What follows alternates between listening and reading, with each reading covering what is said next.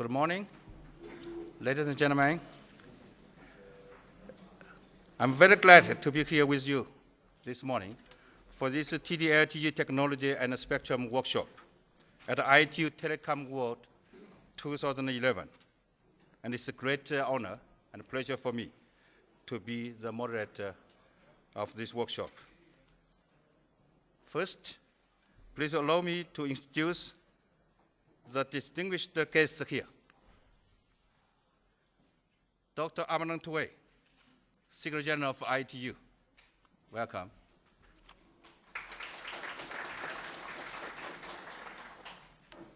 Mr. Li Yizhong, Vice Chair, Subcommittee for Economic Affairs of the People's Political Consultative Committee, former Minister of MIIT.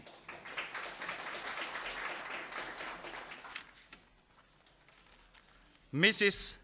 Margalina Gai, Deputy Minister, Under Secretary of State, Ministry of Infrastructure, Policy Presidency. Mr. Wang Jianzhou, Chairman of China Mobile. Mr. Yang Hua, Secretary General of TD Industry Alliance. I also noted with great pleasure the presence of Madam Sun Yafang, Chairman of China Huawei Company.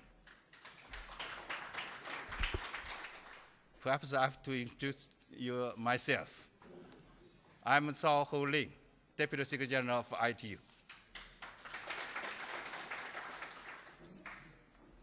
For organizing this event together with ITU, China Mobile, and TD Industry Alliance have made great contributions.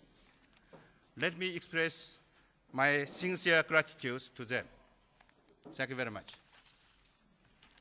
To contribute to the renewal and development of global economics and enable mobile broadband widely deployed, efficient utilization of spectrum is one of the key strategic issues. We have been already had experiences in deployment of so-called paired or symmetric band, but not that familiar with that of unpaired or asymmetric band. Now, the unpaired technology such as TD-LTE, with its flexibility in resources and spectrum configurations, has shown its value to the telecommunications future. To make such a vision realized and future promote efficient utilization of TDD spectrum with TD-LTE, industry need to work together to have better coordination of TDD spectrum allocation. This workshop is aimed at giving industry stakeholders an overview of the potential that TD-LTE technology can offer in utilizing unpaired spectrum and enhancing operation efficiency.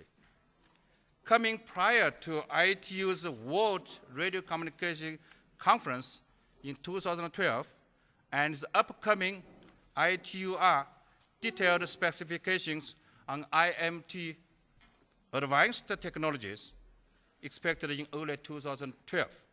This workshop also provides an ideal opportunity for us to discuss TD-LTE as an IMT advanced candidate technology.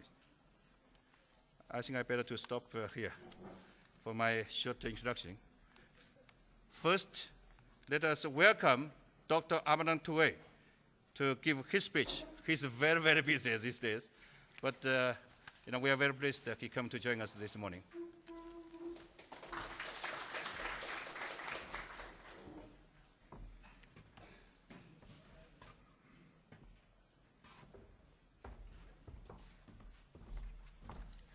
Thank you, Holin.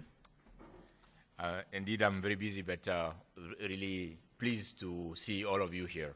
because this is the opportunity for us to again see each other and look forward to what we want to do for our business and for this industry and for the world at large. Distinguished guests, ladies and gentlemen, it is a pleasure to be here with you this morning to open the TD-LTE Technology and Spectrum Workshop. And I would like to give another very warm welcome to Minister Li Yizong, who was former Minister of MIT in China, and with whom we had a tremendous working relationship, and I would like to warmly welcome him here. This event is co-organized by ITU, China Mobile, and TD Industry Alliance, TDIA, and demonstrates the tremendous power of cooperation. We are honored by the presence of all ministers here present, Magdalena, and chairman of industry leaders who are present here. Welcome to you all. A special welcome to Chairman Wang, our partner here. China Mobile is the world's most valuable mobile telecommunication company. As you know, it is a builder of the world's largest mobile telecommunication network, and it is also, of course, the operator with far and away the largest number of mobile cellular subscriptions in the world, with more than 627 million customers at the end of August 2011, including 40 million 3G customers using TD-SCDMA, the Chinese 3G technology adopted by ITU, as you know, at the World Radio Conference back in year 2000. So China Mobile is a beacon not just in mobile communications, but across the whole ICT sector. By the way, he has not paid me to say all these things. At ITU, we are honored to have Chairman Wang as member of the board of ITU Telecom. We are also delighted that he agreed to be one of the commissioners of the Broadband Commission for Digital Development, which was launched last year by ITU and UNESCO. Chairman Wang has been of enormous influence in the ICT sector over a long and distinguished career, and truly stands as one of the giants in what is arguably the most important sector of the global economy in the 21st century. At World Telecommunication and Information Society Day in 2010, at World Expo 2010 in Shanghai, ITU was pleased to present to Mr. Wang, together with Prime Minister of Malaysia and Mr. Dr. Robert Khan, with the WTISD 2010 award, the World Telecommunication and Information Society Day Award. Mr. Li here with us on the panel this morning was the WTISD event, at this event in Shanghai last year, and also joined us with, in organizing the first thematic workshop at World Expo 2010 last year in Ningbo. Also, at Expo 2010 last year, Chairman Wang invited me, along with Mr. Zhao, the Deputy Secretary General then, to test China Mobile's TD-LTE trial operation, and we were very impressed with that demonstration in Shanghai. TD-LTE Advanced, as supported by China Mobile and was accepted by ITUR as one of the IMT Advanced candidate technologies in October last year. And China Mobile, with its foreign partners, is expecting to launch the LTE TDD FDD initiative in this context. I would like to take this opportunity to wish you all great success with this initiative. Ladies and gentlemen, during the second decade of the 21st century, I believe that we will see changes in the ICT landscape, unlike anything that has gone before. Changes that will be even more dramatic than the growth in mobile cellular subscriptions over the past decade, which now means we have well over 5 billion mobile cellular subscriptions worldwide and over 1 billion mobile broadband subscriptions. I believe that this will be the decade when the internet, and especially the mobile internet, becomes truly pervasive and truly ubiquitous, going far beyond the 2 billion people who have access today and reaching the unconnected billion worldwide. I believe that we will see the internet spread everywhere this decade, not just connecting people, but connecting objects, machines, cars, households, factories, and governments, and in a way that we have never imagined before. And this will very largely be brought about by the rapid deployment of advanced mobile technologies, such as TD-LTE Advanced. In closing, therefore, let me thank all of the companies who have joined us here at ITU Telecom World 2011.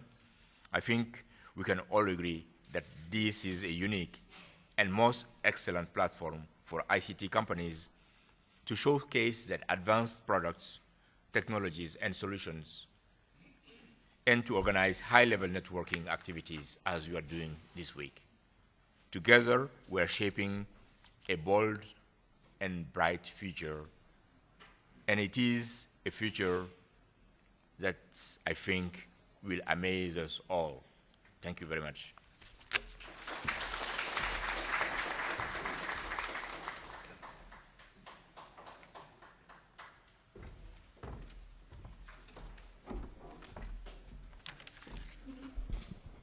Thank you very much, Dr. Amanatue. He's very kind to stay here for a few more minutes to listen to this, the other speakers. So next, let's welcome Mr. Lee, former Minister of MIIT and Chair of Subcommittee for Economic Affairs of People's Political Consultative Committee. Mr. Lee.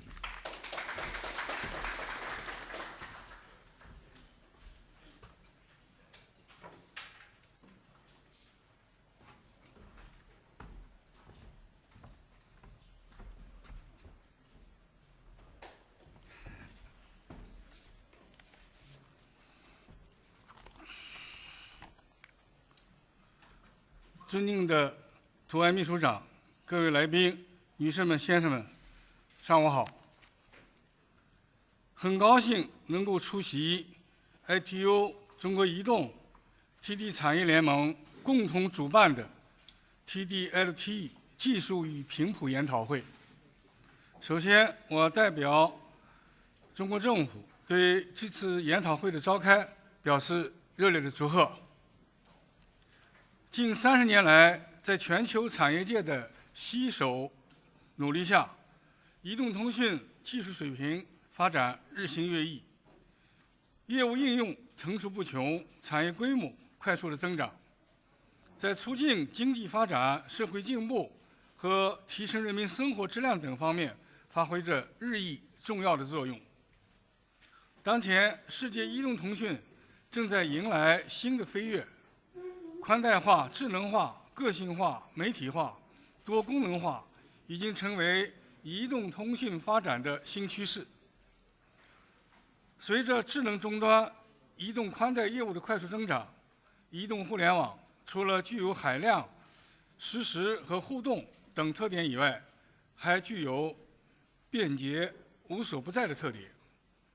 伴随着基于语言、图像、视频等多维信息的全方位智能应用的兴起，将为全社会带来巨大的经济效益和社会效益。目前，中国已将包括新一代无线宽带移动通讯技术在内的新一代信息技术产业作为7个战略性新兴产业之一。对3G 和新一代移动通讯技术的发展给予了高度的关注。中国积极推动移动通讯的发展。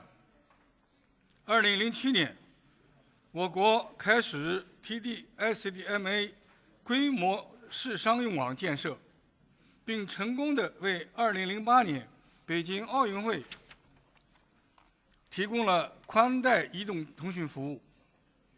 2009年年初，在应对国际金融危机的关键时刻，我国正式颁发了 TD-LTE、WCDMA 和 CDMA20003种制式的3G 牌照，随后开展了大规模的3G 网络基础设施建设，带动了第3代移动通信建设的快速发展，取得了以下3个方面的成就：一是网络规模和用户规模迅速扩大，截止到今年9月，中国3G 投资规模已经超过了3600亿元人民币，建设3G 基站约77万个，3G 网络已经覆盖了全国县城以上的城市以及大部分乡镇，移动电话用户规模超过了9.5亿，其中3G 用户规模超过了1亿户。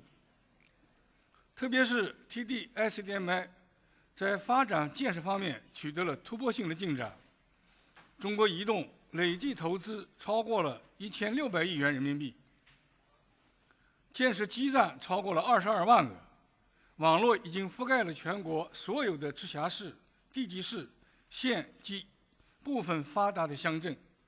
TD-LTE 的用户规模达到了4316万户，占3G 电话用户的比例42.1%。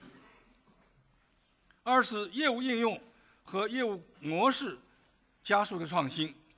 中国以3G 建设和应用为纽带，加快了移动通讯技术与产业经济、社会管理、公共服务、家居生活等行业或者领域的渗透和融合，推动了移动办公、视频监测、无线城市、智能交通等应用不断的发现、不断的发展。同时，可视电话、宽带上网、家庭网关、移动支付、移动广告、移动电邮、位置服务等新业务也在不断的推出，进一步开拓了市场，适应了人们生产、生活和学习的新需求。自3G 网络正式商用以来，中国电信、中国移动和中国联通3家基础电信企业坚持业务模式创新，均推出了自有手机应用商店，吸引了大批应用开发者，注册用户已经突破了1亿户。中国移动坚持发挥 TD-S 的特点和优势，在推动移动办公、手机视频、手机电视、手机阅读、行业信息化应用等方面取得了可喜的成绩，用户的认知度和感知度不断的提升。3家基础电信企业的无线数据业务流量呈现出每年成倍的高速增长。截止到今年9月，3家基础电信企业完成移动数据及互联网业务收入603亿元人民币，同比增长了51.9%。三是3G 发展有力地推动了国民经济和社会发展。截止到去年年底，通过3G 发展建设，带动 GDP 增长4145亿元，创造了就业岗位212万人，为有效地应对国际金融危机做出了贡献。同时，3G 的发展还有力地带动了通讯设备制造、信息通信、商务金融、文化娱乐等上下游产业的发展。IDC 市场研究公司报告显示，2010年中国的移动智能终端销售量突破了3600万部，约占全球智能终端销售量的12%。以 TD-SDMA 发展为例，产业链已经日渐成熟，终端产品日益丰富。诺基亚、三星、摩托罗拉等全球知名的手机生产厂商都已加入了 TD-SDMA 的阵营。截至目前，取得了 TD-S 终端入网许可的产品超过了700款。中国政府高度重视视频资源的规划和利用。移动通讯的宽带化有赖于频率资源的充分保障，技术的大胆创新、产品的不断提升和产业的密切合作。从1992年起，各届世界无线电通讯大会陆续为公众移动通讯确定了一系列的全球协调频率。面向未来，我们的挑战在于如何在大量优质频段已经分配使用的情况下，规划总需求量几倍于此前的需求的频率资源，并求得全球的协调性。在这个问题上，中国政府一贯坚持服务市场发展、提高资源利用、鼓励市场竞争、发挥技术特点、降低实施成本的原则，统筹规划频谱资源。面对频率日益紧张的情况，我们高度重视 TDD 技术的应用。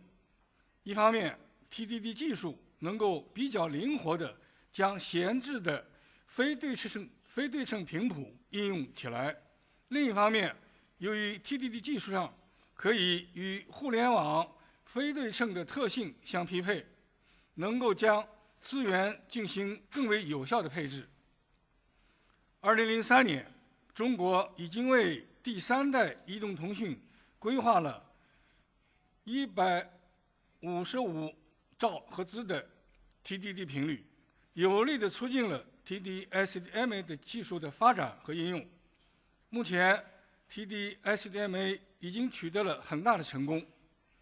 2010年，新规划50兆赫兹频率用于新一代移动通讯技术 TD-LTE， 开展大规模的外场实验，由中国移动承建的上海、南京、杭州、厦门、广州、深圳6个城市的 TD-LTE 规模技术试验网已经完成了重要的阶段性测试，效果良好。中国政府积极推进 TD 标准化建设和国际合作推广。2008年，中国提出了 TD-LTE 的标准。2010年10月 ，TD-LTE 的眼镜技术 TD-LTE IDV 被 ITU 接纳为 IMT Advanced 标准。TD-LTE 代表了当前先进的无线电通讯技术，其技术标准和产品已经得到了产业界的广泛支持和国际运营商的认可。在全球范围内，已经有32家运营商建立了 TD-LTE 试验网，超过10家的其他国家的运营商明确了 TD-LTE 未来的商业计划。在 TD-LTE 未来发展中，强化国际合作，依托全球的产业链，共同推进 TD-LTE 标准建设和推广显得尤为重要。中国政府坚定支持 TD-LTE 及其眼镜技术的发展，也期望各国支持和采用 TD-LTE 技术，为全球更多的用户提供宽带移动通讯服务。女士们、先生们，众所周知，移动通讯已经成为人类生产生活最为重要、无处不在的通讯手段，已经成为推动全球经济发展的重要引擎。正如2011年 ITU 世界电信大会的主旨“沟通、行动、协作、联通”所表述的，是移动通讯让我们沟通便捷，让我们效率提升，让我们世界相连。所以说，大力发展 TD-LTE 等新一代移动通讯技术，将会更好地服务和体现了2011年 ITU 世界电信大会的主旨。下面我就推动 TD-LTE 技术和产业发展提3点建议。第一，希望大力加强 TD-LTE 技术领域的国际交流合作。TD-LTE在中国的成功规模商用，已经让全球的运营商对 TD 技术抱有信心。作为 TD-LTE 的后续演进技术 ，TD-LTE 将会进一步提升 TD 市场竞争力和国际化发展能力。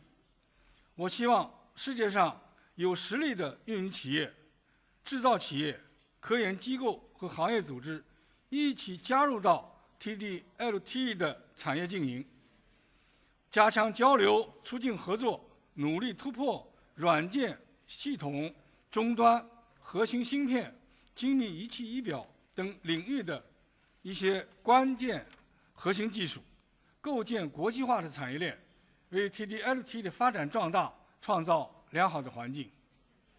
第二，我建议携手推进 TD-LTE 的标准制定和商用推广。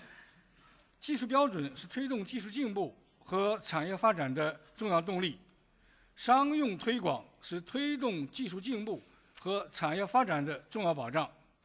中国非常愿意与各国分享 TD-LTE 发展的经验，愿意与各国在 TD-LTE 标准制定、商用推广等方面加强合作，积极推动 TD-LTE 和 FDD-LTE 的融合发展，健全完善端到端的 TD-LTE 解决方案，加快外场测试、规模试验和商用推广，为 TD-LTE 的发展壮大打下坚实的基础。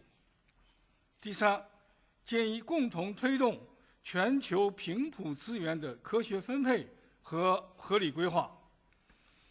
频率资源规划和利用作为推动移动通讯技术发展的先导性、战略性环节，对移动宽带化的进度、性能、效用、成本具有重要的影响。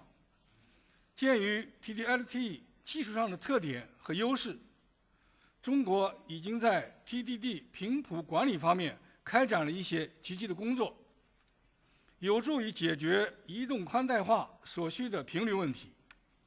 中国愿意与世界上各国分享上述的管理经验，开展更多的探讨与合作，共同争取更多的全球性 TDD 频率资源，协同推动全球频谱资源的合理规划和利用，促进宽带移动通讯在全球的健康发展。预祝今天的研讨会取得圆满成功，谢谢大家。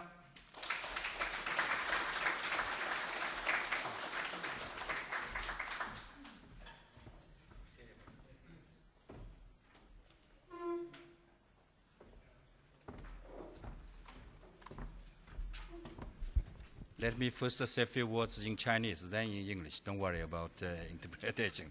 We have interpretation over there. So if there's any problems, please check the screen. 李部长刚才给我们做了一个非常完整、清楚和这个全面的这个对中国的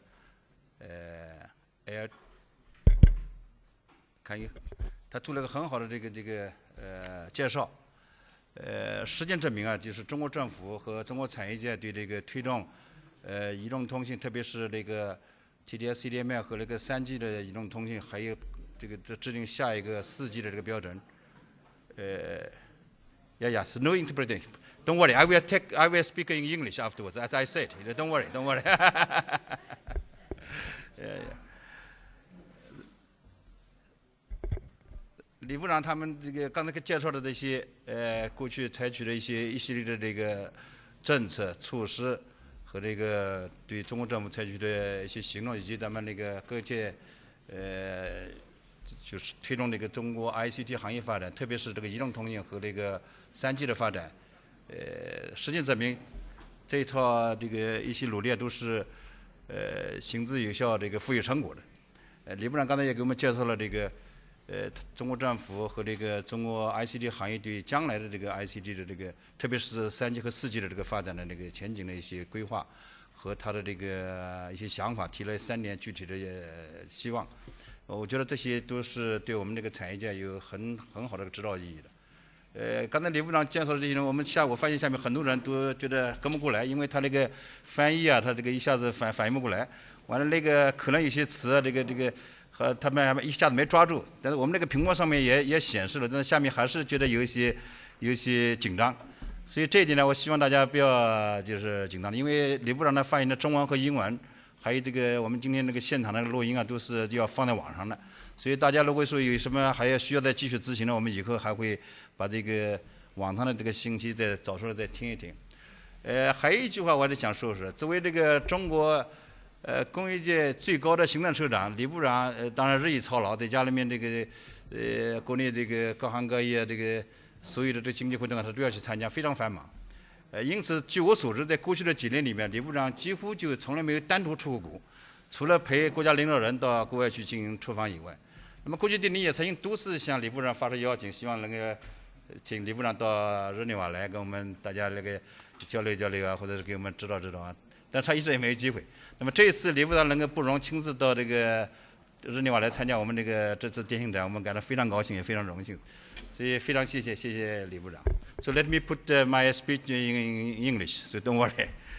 I think that the presentation by Chinese former Minister Li Yizhong for the development of ICT in China, in particular for the ICT development in 3G technologies, and the measures, the policies, the actions they have taken so far proved very efficient.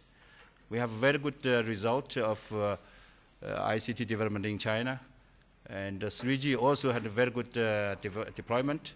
So we appreciate very much this achievement.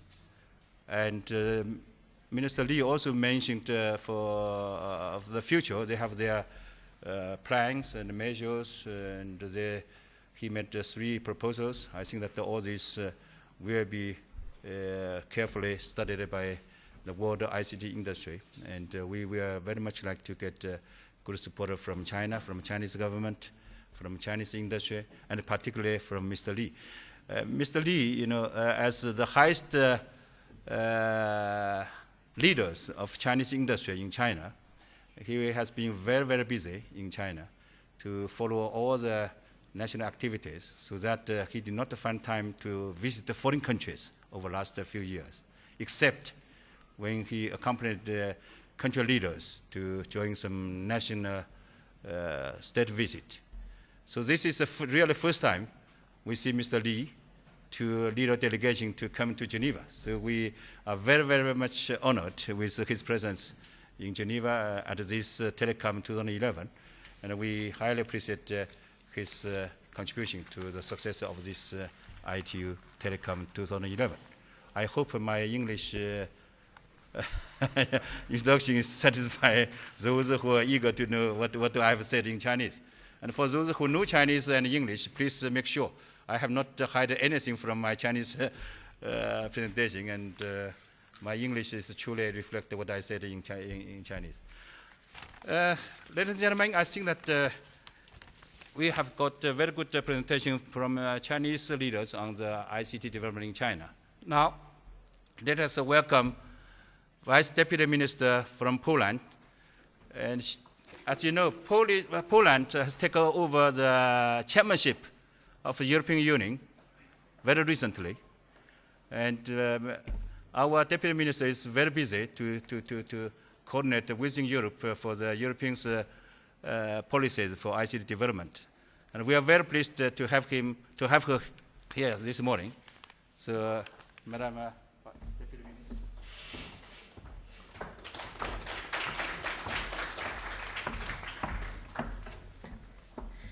Good morning, everybody. On the beginning, I would like say thank you, Hulin, thank you, Huawei, for this invitation. It is very important for me to be on this very important workshop about the LTE, especially in these days when the Polish presidency finalized the first very important document in the European Union radio spectrum policy program. It is about 800 megahertz, about the coordination and harmonization this spectrum in the European Union. So I think that Polish presidency finished this procedure in the December this year. Dear Excellencies, ladies and gentlemen, much has been said on how much ICT boosts economies. There are figures being multiplied all over, giving clear evidence that the better technology you have, the faster you develop. Better technology requires modern and reliable infrastructure. Unfortunately, the deployment of such infrastructure is expensive. There always has to be someone brave enough to take the risk of challenge. Especially in these hard times of the financial crisis, the risks are much bigger. A lot of money is at stake, and it is never certain how much you can get out of it. As a matter of fact, I am happy to say that we as Poland really have a lot of reason to be proud of. Now, I don't need to tell you how much markets expect from the LTE technologies, neither what benefit it will bring. Let me just say that Poland was first to put into practice. Polish company Digital Polsat launched in September 2010 the world's first LTE network in 1800 MHz spectrum and become world's fourth LTE operator. Since February 2010, they offered broadband access to internet in mobile HSPA Plus technology. In June 2010, it made available integrated services, TV, internet and mobile within one deal, one fee and one bill. Since March 2011, test of mobile internet in LTE technology has been started. Digital Polsat make LTE available first in the world LTE 1800 MHz network. The network is much faster than others currently running in Poland. In comparison to HSPA Plus or UMTS technology, it characterizes with much less delays and allows to provide service to bigger amount of users. LTE technology offered to consumers allow download at 100 megabits per second, sending and 50 megabit per second. LTE services made available by Digital Polsat are currently available 500 base stations in almost 1,300 cities. Company launching LTE services having its client in mind has prepared universal offer giving within one fee and one modem access to internet using two technologies, LTE and HSPA Plus. Such an offer's construction brings together advantages of both high capacity of LTE and mobility of HSPA Plus. LTE has an advantage of mobility, which is demanded by customers. Capacity, speed, minimal deals, this is the potential which mobile internet of next generation can offer. Difference could be easily seen. For comparison, downloading HD movie in UMTS technology will take 2 hours, less than an hour in HSPA Plus, and few minutes in the LTE. Thanks to these advantages, customers will be able to freely use interactive services which demand high capacity and transmission in real time, like online gaming, video communication, or HD TV through internet. Thanks to action taken by Digital Polsat, Poland is one of the world's leaders in LTE. According to statistics made by Instart, currently about 1.2 million users use LTE around the world. Till the end of this year, this number will grow to 8 million. It is said that till 2013, numbers of users actively using LTE will grow to 150 million. I would like to invite you to visit Polish National Pavilion to share with you our project about the LTE and another. Thank you very much for your attention.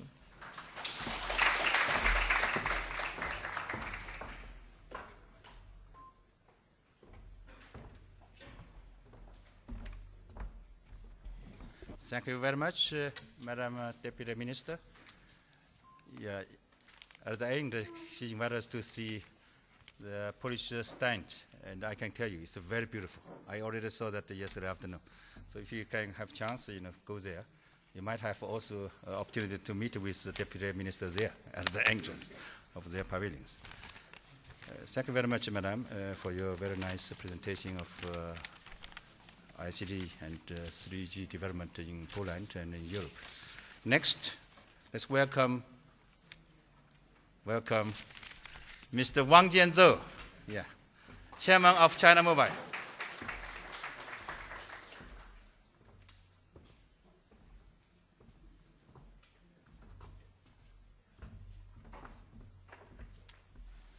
Thank you, Mr. Zhao. Your Excellency, Dr. Hamadan Touré, Your Excellency, Minister Li Yizhong, Excellencies, ladies and gentlemen, good morning. First of all, on behalf of the organizer, I would like to extend my warmest welcome to you all. As mentioned by the previous honorable speakers, the ICT industry is witnessing rapid changes.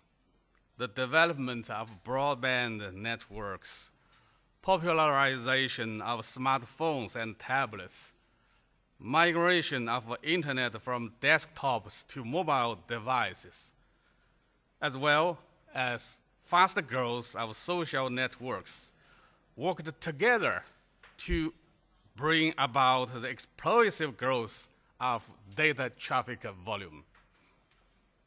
As operators, we are very happy for that, but at the same time, we realized that the current mobile network can never meet the explosive data requirement.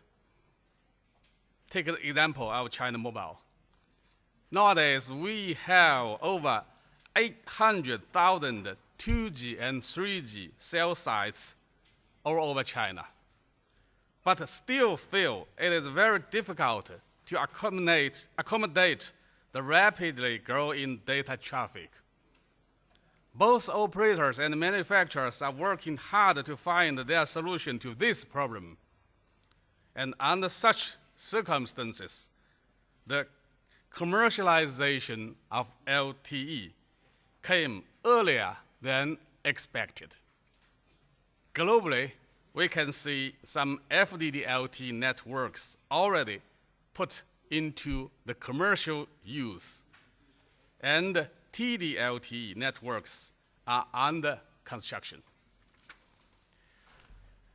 Gradually, understanding shortage of spectrum resources put the unpaired TD spectrums in a more advanced position, and TDD spectrums, as well as TD-LTE technology, are catching more and more attention from the operator community.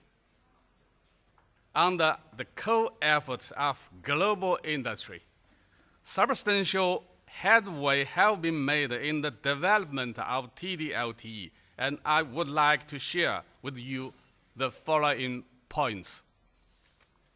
Firstly, the large-scale TD-LTE trial of China Mobile is going on smoothly.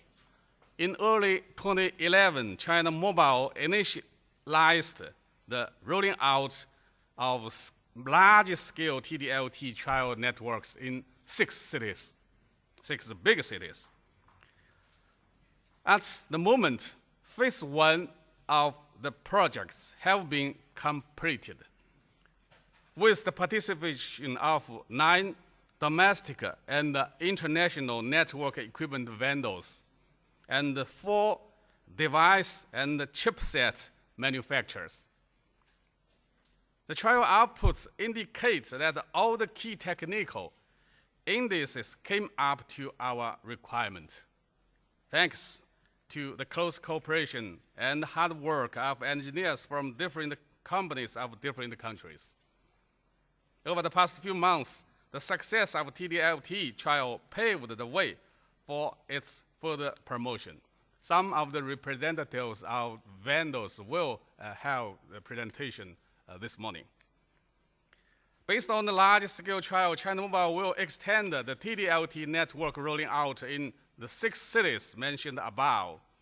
We plan to start a TD-LTE commercial trial next year with MiFi and dongle at the beginning and other types of devices gradually developed.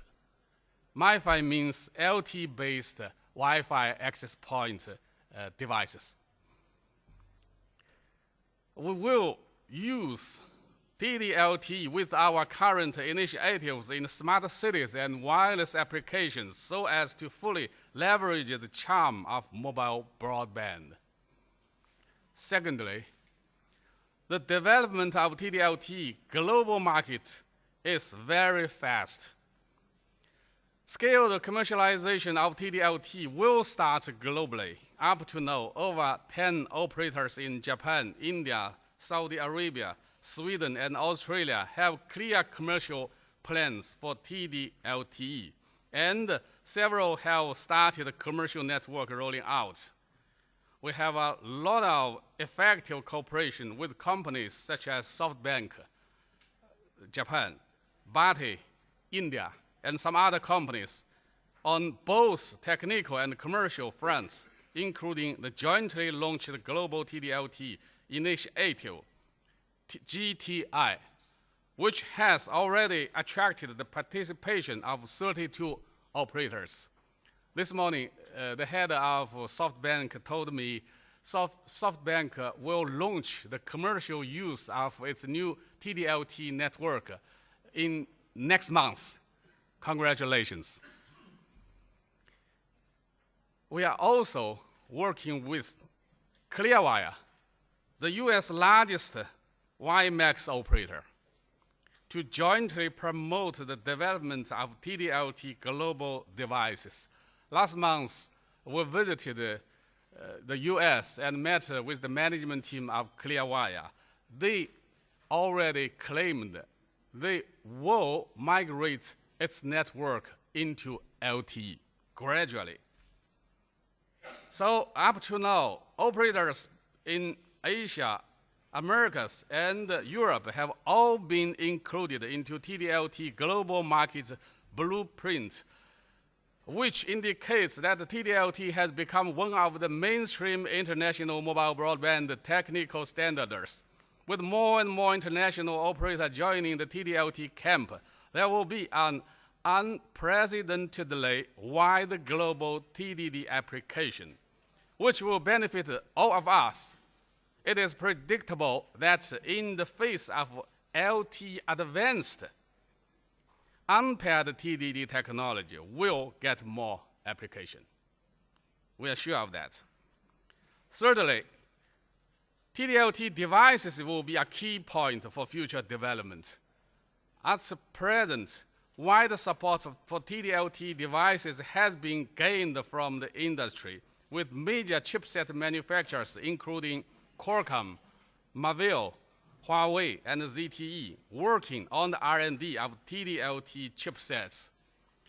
China Mobile's initiatives in converged FDD and TDD-LTE device development got active response from chipset and handset manufacturers, as well as other mobile operators. The dream that one device could be used around the world would come true in the 4G era. That's our dream. Different from any 2G or 3G devices, LTE devices will be multi-mode and multi-frequency, and thus suitable for international roaming. And of course, voice solution is another important issue. Ladies and gentlemen, Next generation mobile communication is a historical opportunity for all of us. In the past years, many companies and people created abundant and colorful components for mobile communications. And today, broadband mobile communication have entered a new phase of development. I believe that in the future, more and more significant innovation will arise following the expanding penetration of mobile and internet into human life, and thus make ours a more vigorous industry. In order to embrace such a bright future, let us join hands and work together for a converged, highly efficient, and omnipresent next generation global broadband mobile network. Thank you.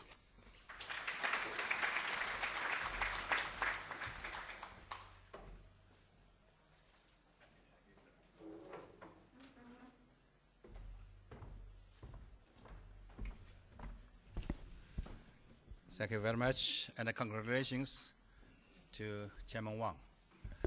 Ladies and gentlemen, I think that the first session of this workshop now is approaching to the end.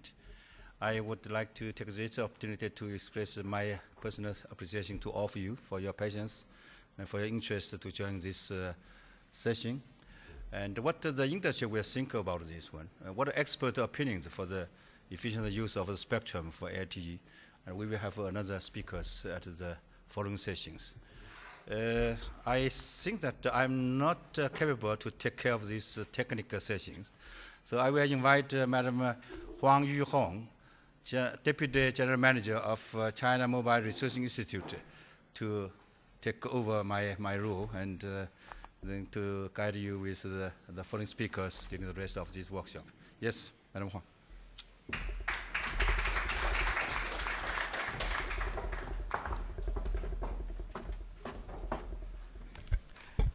Thank you, Mr. Zhao. Okay, let's enter in the next session. Let's hear the ideas, views, and experience from regulator, operator, industry analyzer, and suppliers about the development of TDD technology and the spectrum. So first, let's invite Mr. Chang Ruoting, Deputy Director, Radio Regulator Bureau, MMIT of China, to share their ideas on TD-SCDMA and TD-LTE spectrum plan in China.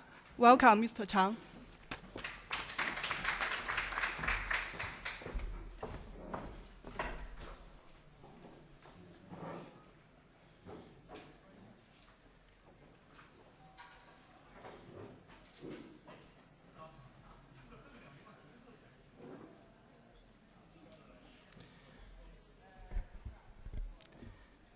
Excellencies, ladies and gentlemen, good morning, everyone. My name is Ruoting Chang, Director of the Frequency Planning Division. On behalf of the Radio Regulatory Bureau of MIT, I'd like to give a brief presentation regarding the frequency planning for the TD-SCDMA TD-LTE in China. Originally, I prepared today's introduction of half an hour, but according to today's schedule, I have to speed up my presentation to keep pace with today's schedule. So, if you have other questions, would you please feel free to contact with me after this workshop. We have been witnessing explosive growth of the mobile network in recent years. The various analysis reports from the different organizations, this trend will continue with the next 5 years, even with the next 10 years probably. As a result, which is spurring the huge demand for the spectrum. Before the WRC-07, ITU have given estimation of the last 10 years of the requirement of MT spectrum. Based on the current identification for expanding ITU, we can see the gap between the supply and the demand regarding the different market scenarios. Today, ITU has identified a number of spectrum to meet the demands of the IMT. As in China, before 2007, we gave estimation of the spectrum demand around 2020. We can see there's a huge gap between demand and supply. From this picture, we can see the spectrum issue is extremely huge, a challenge, both at the international level and the national level.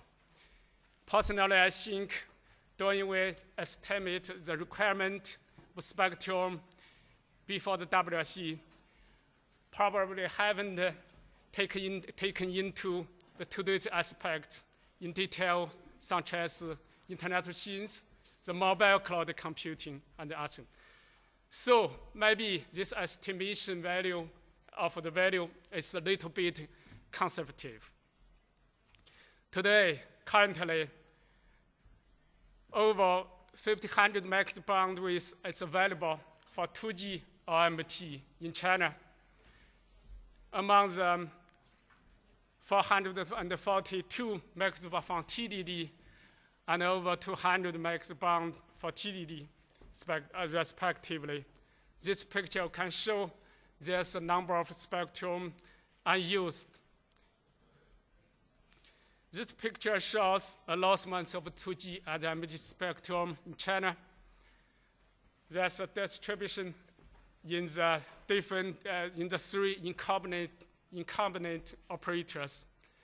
The last is the breakdown of the figures of these frequencies and the related system used. Just at the bottom right-hand corner, there is 50 megahertz band in the 2.50 band can be used by the TD-LTE. Currently, is have used by the TD-LTE large-scale trial network in 6 main cities in China. If we took a close investigation regarding the TDD and the FDD spectrum in China, we can give a conclusion. In terms of the planned amounts of spectrum, the ratio of FDD and TDD is 1.7 to 1. The other is like spectrum below 1 gigahertz for TDD. The other is limitation of the usage for TDD. Take an example in 2.3 gigahertz. Currently, only there is a limitation of the indoor usage for TDD system. Thus, there are several common knowledge regarding the advantages of TDD. I need to mention them in detail. I can give you latest information in China. We launched a research program regarding how to utilize the current TV white space spectrum of 700 megahertz band. Probably we adopt Congress radio technology-based TD-LTE to use the current white space spectrum of the 700 megahertz band in the future.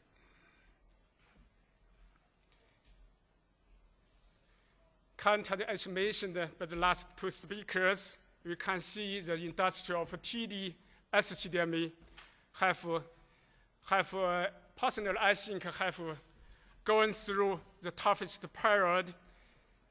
We have seen the splitting point regarding the ecosystem of industry.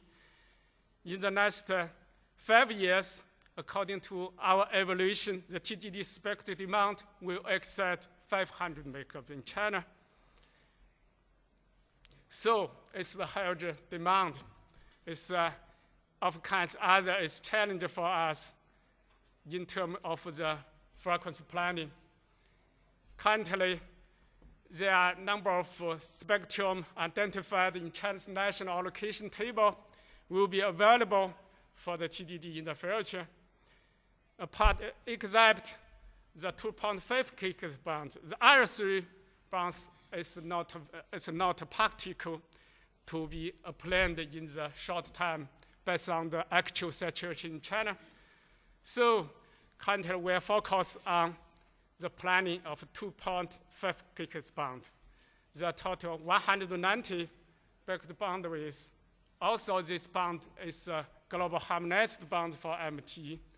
Actually, we have been conducting the planning of this band from 2000 after the WRC 2000. Currently, numerous efforts have taken.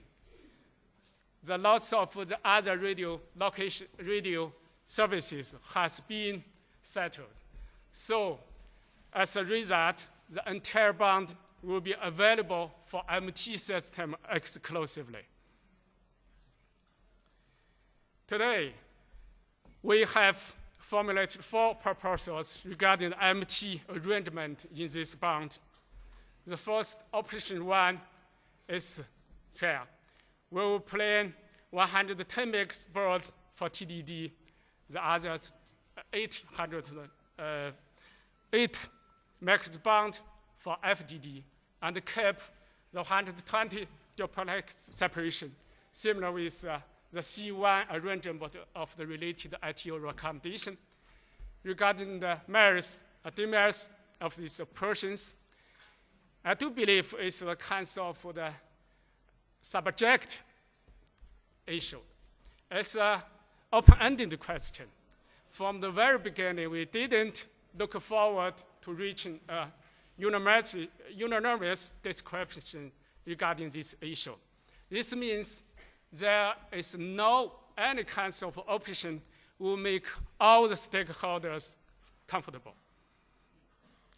The option 2 is similar as the C1 arrangement of the ITU recommendation.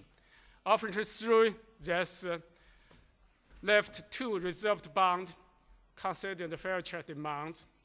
The last is the entire TDD arrangement. I'd like to emphasize that this kind of arrangement is also is one of the specified standard band in the 3GPP, probably is band 41. Today, here, I can't give a protection which operation will be, but I think it is most likely that the final decision will be one of those 4 operations in China. I'd like here to give some basic principles when we conduct the frequent planning. We are following the basic several principles. Maybe here we can get some information, have the index. The final decision will be. The first will support technology innovation and the industrialization of TD-LTE. Second, promote the coordinated development of TD-LTE and LTE FDD. Thirdly, strengthen global roaming capability of LTE. Firstly, improve the spectrum utilization efficiency and availability. The last, reduce network deployment and management difficulty. Because of the limit of today's time, I will give the very brief of our consideration. First, as earliest possible available for the MT, we will be able to first facilitate the development of the MT, both for the telecom vendors and the operators. So just practical, the frequent planning at least should be in advance or should before the vendor, the design and development of the terminal, mobile terminal, at least 12 landing bars. In this context, you can speculate when we will release our final decision regarding this band. The other is to promote, coordinate the development of TD-LTE and the TDD-FDD. Currently, there are 150 bands available for the FDD, either for the HSPA Plus or the FDD-LTE. So we have focused on expanding the spectrum for the TDD in the future. The other issue is international roaming. First, we will realize TDD roaming in this band. The other aspect is improved spectrum utilization, efficiency, and availability. First, try to keep continuity of bands, avoiding in the extent of possible multi-guard bands due to the piecemeal distribution. There's the fact that we first take into account that the bandwidth will be 20 megahertz band. So the guard bands between against the TD and the FDD will cost huge spectrum resources. Finally, we also have to give a compromise between the spectrum efficiency and the cost of the equipment in the future. The last, we will reduce network deployment manager difficulties.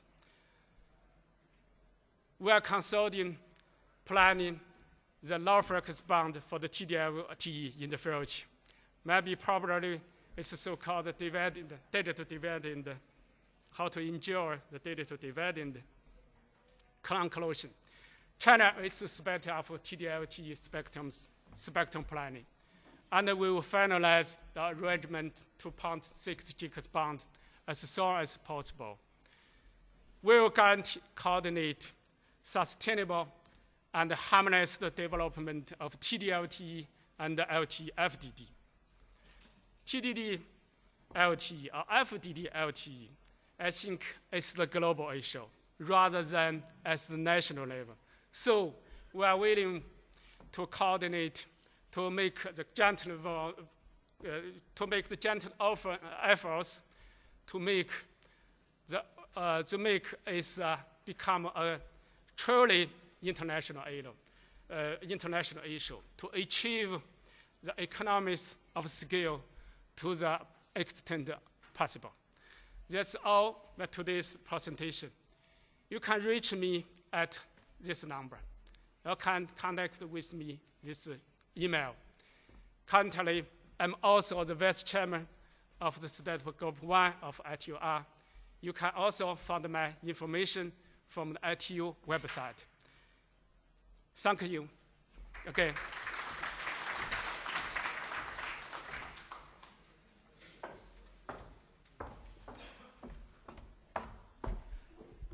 Okay, thank you, Mr. Chang.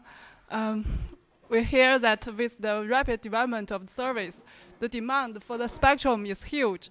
So how to best utilize the spectrum, how to best allocate the spectrum is very important for the industry. So we hear the consideration from China's regulators about their view.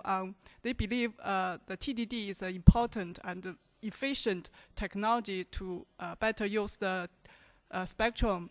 And China is considering to extend more TDD spectrum and is considering how to best coordinate TDD and FDD spectrum and technology to promote the industry development, to promote the spectrum best utilization. Okay, so next let's invite Mr. Coulter, Coulter Daniel George, Commissioner of ARCEP France, to give us their view on mobile ultra broadband. Mr. Coulter, please.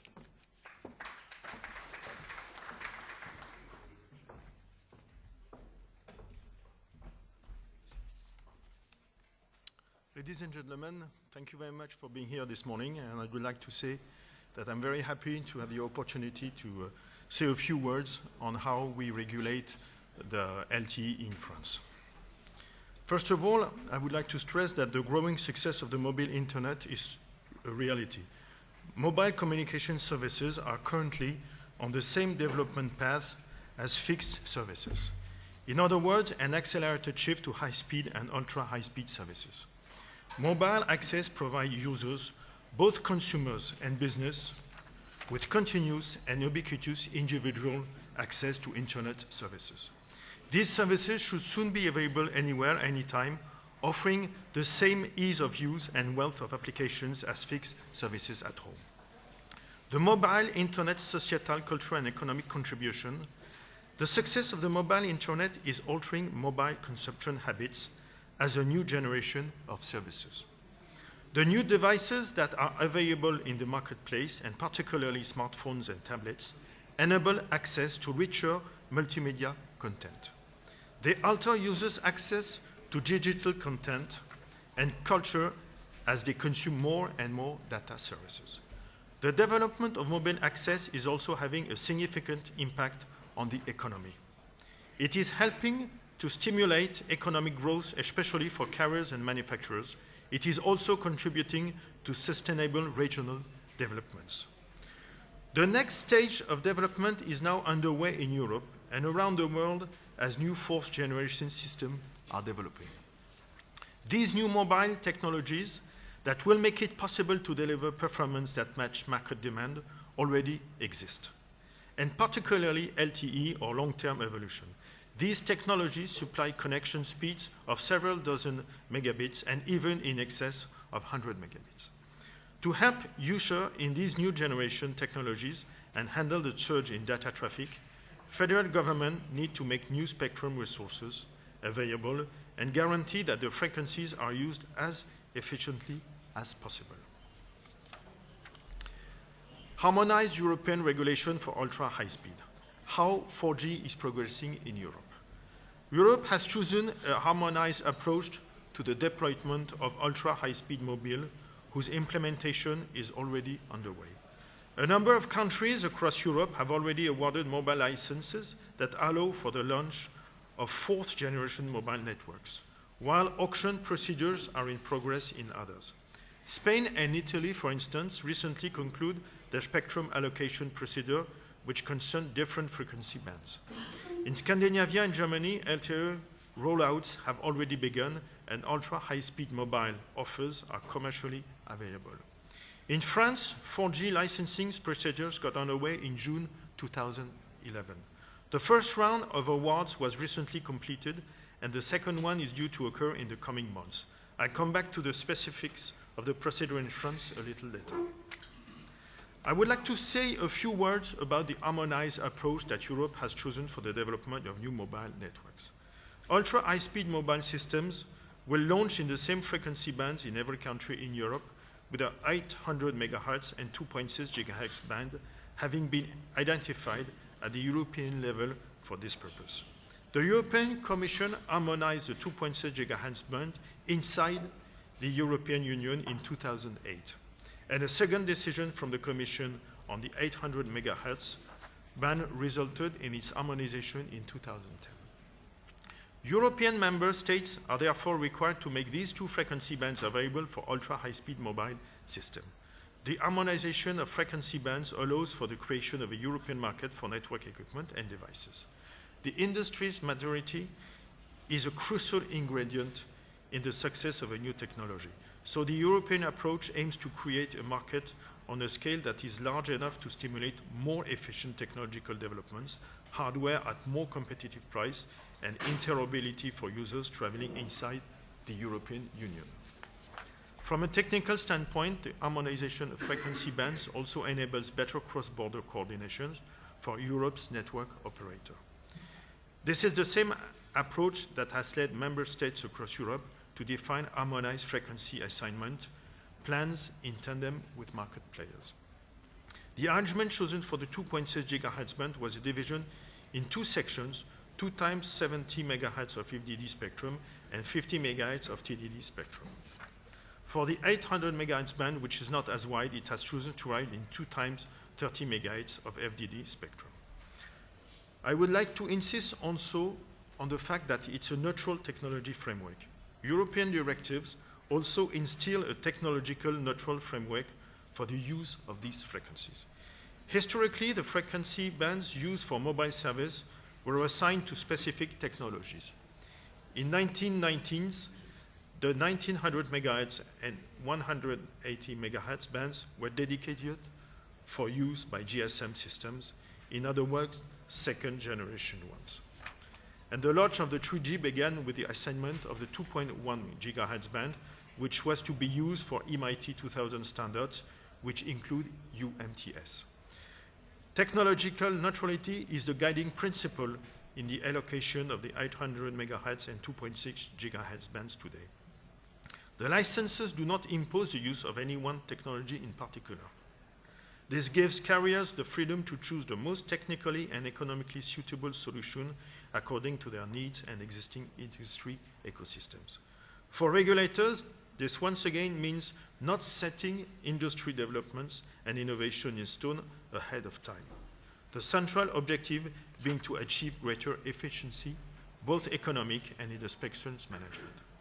In future, this principle of technological neutrality will apply to all frequency band allocations. A transitional period from 2011 to 2016 has been set to allow regulators to gradually lift restrictions on the technological standards can be used with the different frequencies. The ultimate outcome then is that the mobile carrier should eventually be able to deploy LTE networks on all of their frequency bands. The 3G objectives and frequency allocation in France. The timetable for spectrum allocation. In France, the process of preparing the terms of allocation for the 800 MHz and 2.6 GHz bands was consistent with these efforts being devoted across Europe to making new harmonized frequencies available for the deployment of 4G mobile networks. ARCEP began its preparatory work back in 2009 with an approach rooted in transparency and broad consultation. This process was carried out in tandem with all of the stakeholders from both the public and private sectors. ARCEP performed 2 public consultations where it expressed its perception of the central issues surrounding ultra-high-speed mobile and proposed guidelines for addressing these issues. The stakeholders, carriers, industry players, along with local authorities, therefore had 2 opportunities to fully express their views on the development outlook for 4G from all angles, economic, technological, and societal. At the same time, these consultations allowed ARCEP and the French government to set an overall roadmap for ultra-high-speed mobile, which included a sequential processing of the different spectrum resources that were available, taking into consideration the needs expressed by market players and the industrial maturity of the equipment. First, the allocation of the FDD portion of the 2.6 MHz band. Next, allocation of the 800 MHz band, which is part of the digital dividend. Then, when these 2 frequencies bands have been allocated, a new round of efforts will be devoted to setting the term of allocation for the TDD portion of the 2.6 GHz band and to introducing technological neutrality in the mobile bands that operators are already using, 900 MHz, 100 MHz, and 2.1 GHz. The allocation of the 2.6 GHz FDD and 800 MHz band is already underway, with both procedures having been launched in June 2011. The deadline for applicants wanting a license to use the 2.6 GHz band was 15 September, and the results were made public on 22 September 2011. The deadline for the 800 MHz band is still a little ways off, having been set for the 15th December. Here I'd like to talk a little about the French experience in allocating these 2 frequency bands in regard to the terms set for the call for application and the initial result of 4G license awarded. Several objectives have been set for the award of 2.6 GHz and 900 MHz frequency band spectrum, of which 3 are major core objectives. Digital regional development, effective and lasting competition in the mobile market, monetizing the state's intangible assets. As for the regional development, French law requires that the allocation of the 800 MHz band make digital regional development a top priority. This objective is specific to 800 MHz frequency bands that are part of the digital dividend and whose propagation properties enable brand-based coverage. Digital regional development guarantees that balanced social welfare and economic development is maintained across France's many regions in both towns and country. Information and communication technology now have a tremendous influence on people and business choice of where to live and operate. To satisfy this top priority of digital regional development, ARCEP defined ambitious coverage targets, both national-wide and at the departmental level. Licenses to use 800 MHz band frequencies set ambitious national and regional coverage targets. The rate of coverage of the French population that must be reached within 50 years is set to 99.6% of the population. For mobile networks, these terms also include coverage targets for the population of each department. A department in France is roughly comparable to a small province. These coverage targets are completed by an obligation to perform rollouts in sparsely populated areas first. The priority rollout area has been defined. It corresponds to the more sparsely populated parts of France. Specific deployment obligations are attached to this area to ensure that coverage there progresses apace, with the rollouts being performed in more urban areas. The system also includes measures for encouraging operators to share their network and their frequencies in these areas that are hard to cover. Network sharing allows operators to reduce their rollout cost. Lastly, a selection criterion tied to digital regional development is defined in the procedure. The second goal was the lasting competition in the mobile market. The second core objective is mobile market competition. There are 3 incumbent mobile carriers in France which rolled out their 2G services in the 1990s and which were the first to be awarded 3G licenses in the early 2000s. In 2010, ARCEP issued a license to a 4th 3G mobile network operator, Free Mobile, which is already an established player in the broadband market. The upcoming introduction of this new carrier service is already creating added momentum in mobile market competition, which naturally benefits end users. The approach that ARCEP has taken to the award of 4G licenses is in keeping with the competition analysis that resulted in issuing a license to this 4th operator. Provisions have therefore been established to guarantee a fair distribution of the 4G frequencies between the 4th operators in France. For the FDD portion of the 2.6 GHz band, there was a guarantee that the procedure would result in at least 4 winning candidates, provided there were at last 4 applicants. The maximum and minimum amount of the spectrum that could be allocated to any one candidate was also set. The 800 MHz band, meanwhile, was divided into 4 blocks of frequencies, which therefore makes it possible to issue 4 licenses in the 800 MHz band. This is not mandatory, however, since a given application can be awarded up to 2 of these blocks. It is therefore the procedure, depending on the bids made by the different candidates, that will determine how many licenses are issued and the quantity of spectrum attached to each license. In a bid to sustain the sustained balanced competition, there is a condition attached to the combination of blocks in the 1900 MHz band. An operator who is awarded 2 blocks must provide roaming under certain conditions to an operator who was not awarded spectrum in the 800 MHz band allocation procedure. In both allocation procedures, applicants are also invited to make commitments to host MVNOs. Virtual network operators can play a critical role in stimulating market competition, provided they have enough independence from their host carrier from a contractual, technical, and economic perspective. The last goal was monetizing the state asset. The final core, given the value of this spectrum and particularly the low frequencies, the monetizations represent a considerable stake. Here, the candidates' financial bids to acquire the frequencies are one of the selection criteria for each of the procedures, added to which reserve prices are set for the different blocks of the spectrum to be awarded in both bands. The results of the procedure for the 2.6 GHz was very interesting. I have given you a brief outline of the principles that guided ARCEP a few months ago when establishing the awards procedure for 4G licenses in France. And I can tell you now that at least for the first stage of the process, which concerned the 2.6 GHz band, the state objectives were met. ARCEP announced the result of the 2.6 GHz frequencies award procedure in last September. The applicants were the 4 French mobile operators as a result as provided for in terms of the call for applications. All 4 operators were selected. Each of the operators was awarded a different quantity of spectrum. 2 of them, Orange and Free, were awarded a duplex frequency block of 20 MHz. Free Mobile was therefore allocated a large quantity of spectrum that will allow the carrier to supply its customers with very high-speed 4G services. Meanwhile, the other 2 operators, SFR and Bouygues, were each awarded slightly less spectrum, a duplex frequency block in 15 MHz.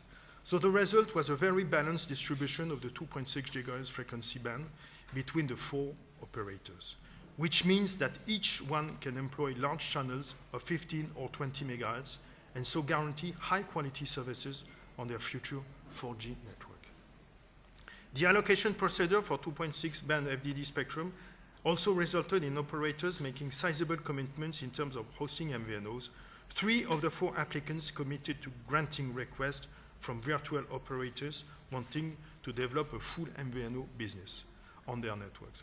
This gives MVNOs greater autonomy and allows them to become more competitive in the retail market, which in turn will help stimulate competition.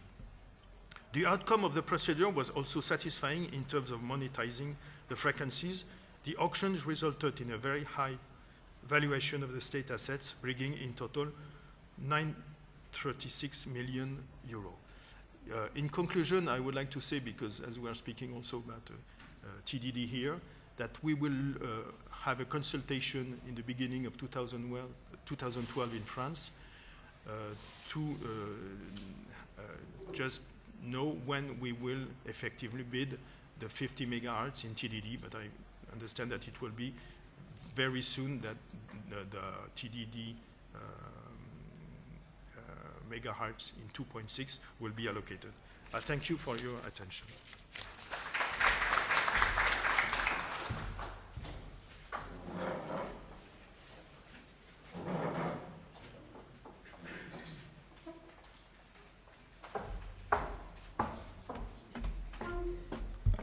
Okay, thank you, Mr. Conter. We hear from France regulator about their view and their procedure on how to allocate the spectrum, how to promote the market development. So next, let's hear operators' view on TDD spectrum. Let's welcome Mr. Yoshiki Chika from Wireless City Planning. Let's hear their view, the Japan operator, about their TDD technology development and their view on TDD spectrum. Mr. Chika, please.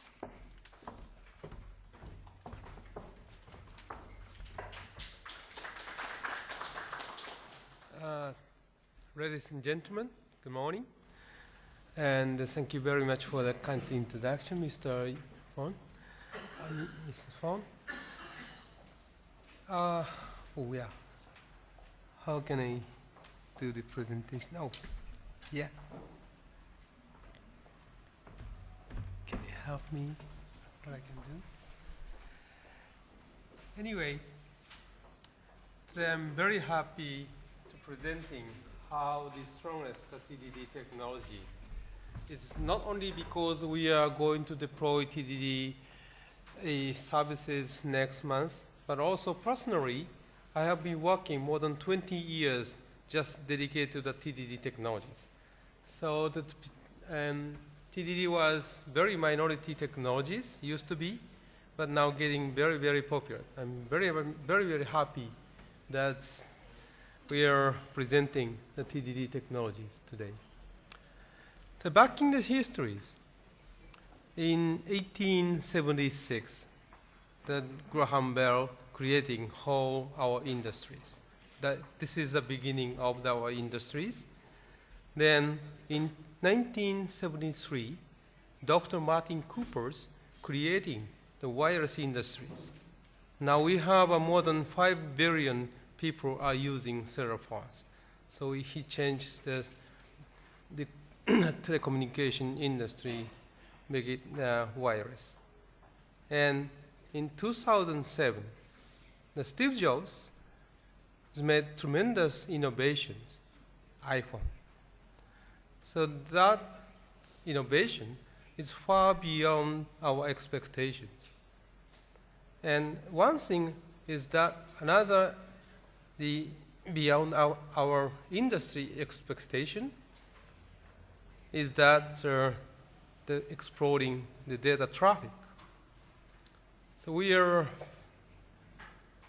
looking at the more than 2 times more data traffic explosion per years. So 2 times per year means 32 times per next 5 years, 1,000 times next 10 years. It is an inconvenient truth of the wireless industries in terms of the capacities. And also, cloud computing is going to be popular. So people say living on the cloud computing industry is very bright futures. They see a blue sky. But the people living under the cloud, the more and more cloud getting more and more dark. So it is another nightmare for the wireless industry at this moment. So we do need a light. Actually, the purpose of the cloud computing is realizing the wisdom of cloud. But the wisdom of cloud does require the cloud to have the diversity of the opinion, independence, decentralization, aggregation. It's not a mandatory required cloud computing to realizing wisdom of cloud. So maybe we should better to find out another way to realizing the wisdom of cloud without cloud computing. I'm just afraid I can speak correctly the cloud of cloud. But anyway, we have to innovate a network since the services and devices is already innovated. We have to innovate a network. We have to have a very high capacity wireless network with a lower cost. Only the way we can achieve the tremendous capacity is to smaller and smaller the cells. To become as smaller the cells, we have to reduce the interference dramatically.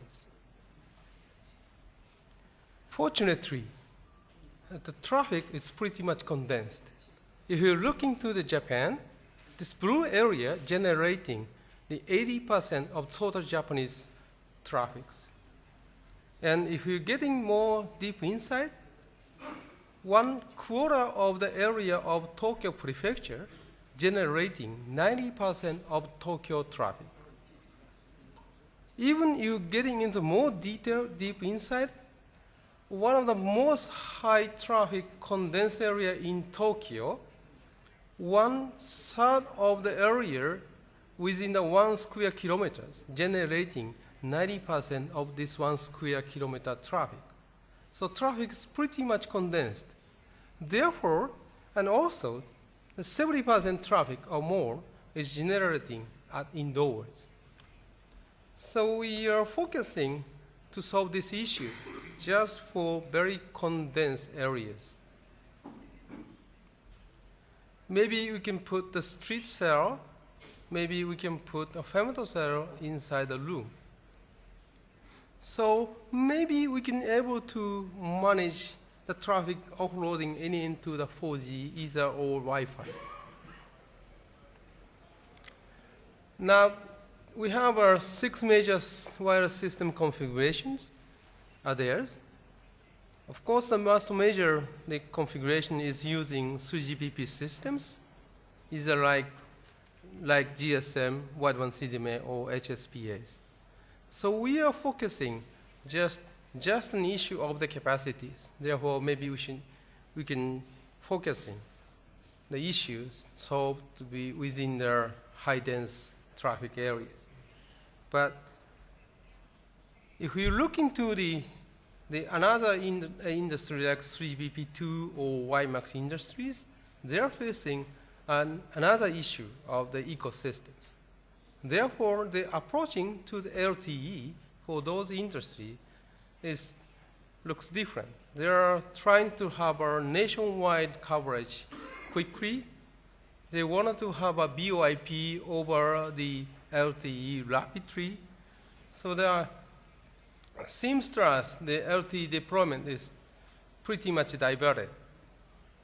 But the end, maybe 5 to 10 years, we all have one single LAN, LTE. It's because of the ecosystems and also because of the capacities. Therefore, I think we should better to use frequencies and band and then characters. Used to be the frequency bands is representing systems. So each system, let's say GSM is starting use from the 900 megahertz, and the 3G system is going to use on 2.1 gigahertz. Therefore, each frequency band have macro, micro, pico, or femtocells. So using the different type of cell within the one single frequencies, generating a lot of interferences. But we are going to use the LTE as a single LAN, so why don't you use the frequency bands and the characters? So the lower frequency should be for the coverage, and higher frequency for the capacities. So if you can distinguish using the bands and the characters, we can solve a lot of the interference issues. Is it enough? I don't think so. We are facing very serious capacity issues. We have to improve the frequency efficiency as much as possible. We have to reduce interference as low as possible. What can we do top of that? I would say TDD and TDD.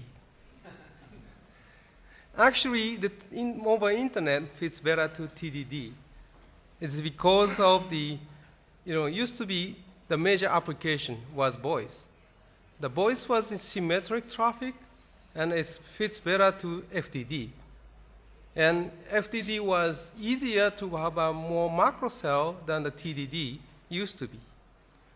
But now, if you're looking into the asymmetric broadband internet traffic, I think TDD is much fits than the FDDs.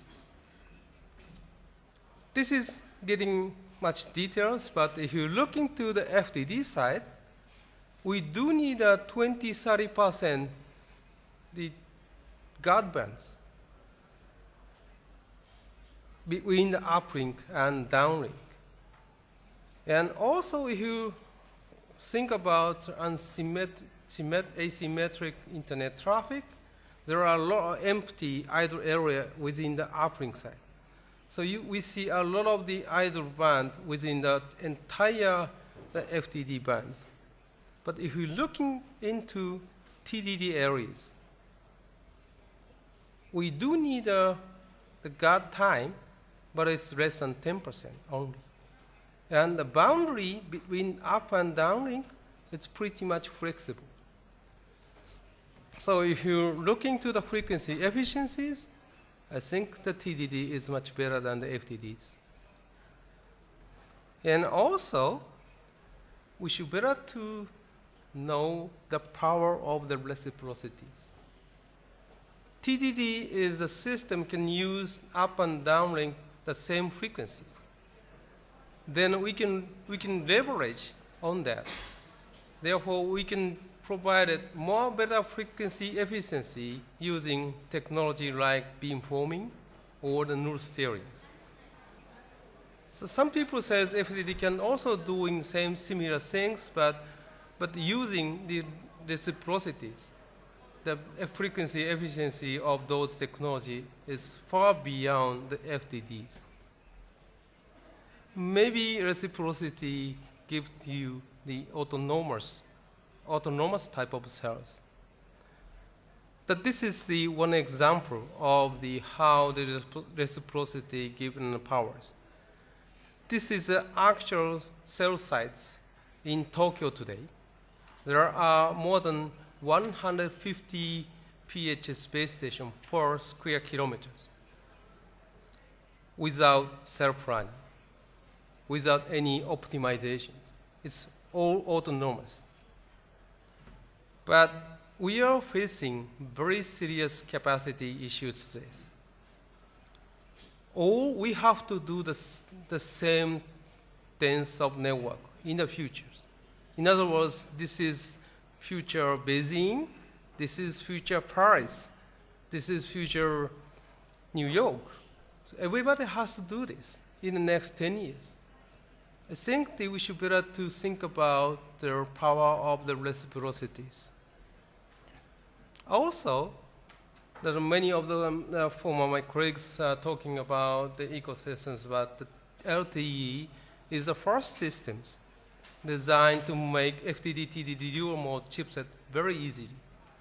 So we also got a lot of commitment from the tier 1 chipset vendors to make the one single dual mode chipset now already. So we can enjoy one single ecosystem from now. Therefore, I would say that TDD is a hope against the data explosion. More than 30 operators already realizing the importance of the TDDs. And we, China Mobile, Body Airtel, SoftBank, Vodafone, Korea Wires, is established the DTI Global TD-LTE initiative this February at the Barcelona. So the accumulated number of the subscribers within the DTI members is already beyond 1 billion. So it's TDD time is really, really coming. Now also, we as the SoftBank in Japan is already start the commercial deployment of the TDD technologies. And we already successfully finished the large-scale trial in Japan. And we achieved more than 100 megabits per second at the top speed. Actually, we launch services next month and deploy the system nationwide within the next years. And we like to accommodate the smartphones within the next month. And of course, this is dual mode phones. So again, TDD will provide the true mobile wireless broadband systems. Thank you very much.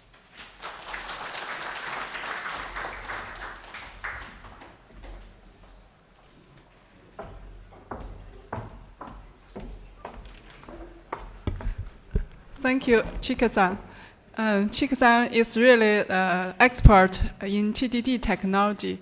We heard from him that TDD with his special character like the asymmetric and channel reciprocity can provide a better utilization of the spectrum.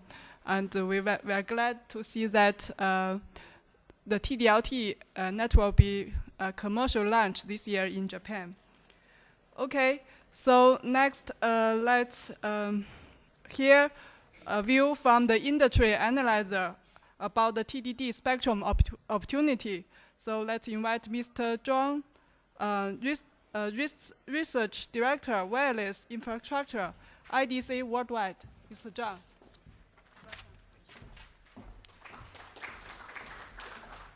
Good morning.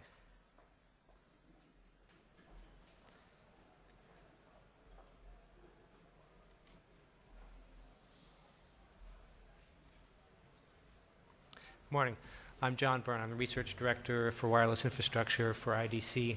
So what a difference a couple of years makes in this industry. A couple of years ago, if we were talking about TD-LTE, I think there was a lot of skepticism about the future of TD-LTE, and I think it was generally regarded as an exit strategy for China Mobile to come onto the 3GPP standard.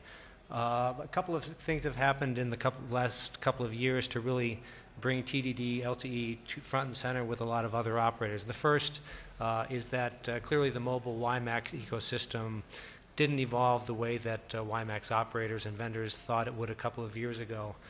So that's left a lot of mobile WiMAX operators looking for, again, an exit plan onto the 3GPP standard. So TD-LTE really presents an ideal solution for those operators to move to 3GPP.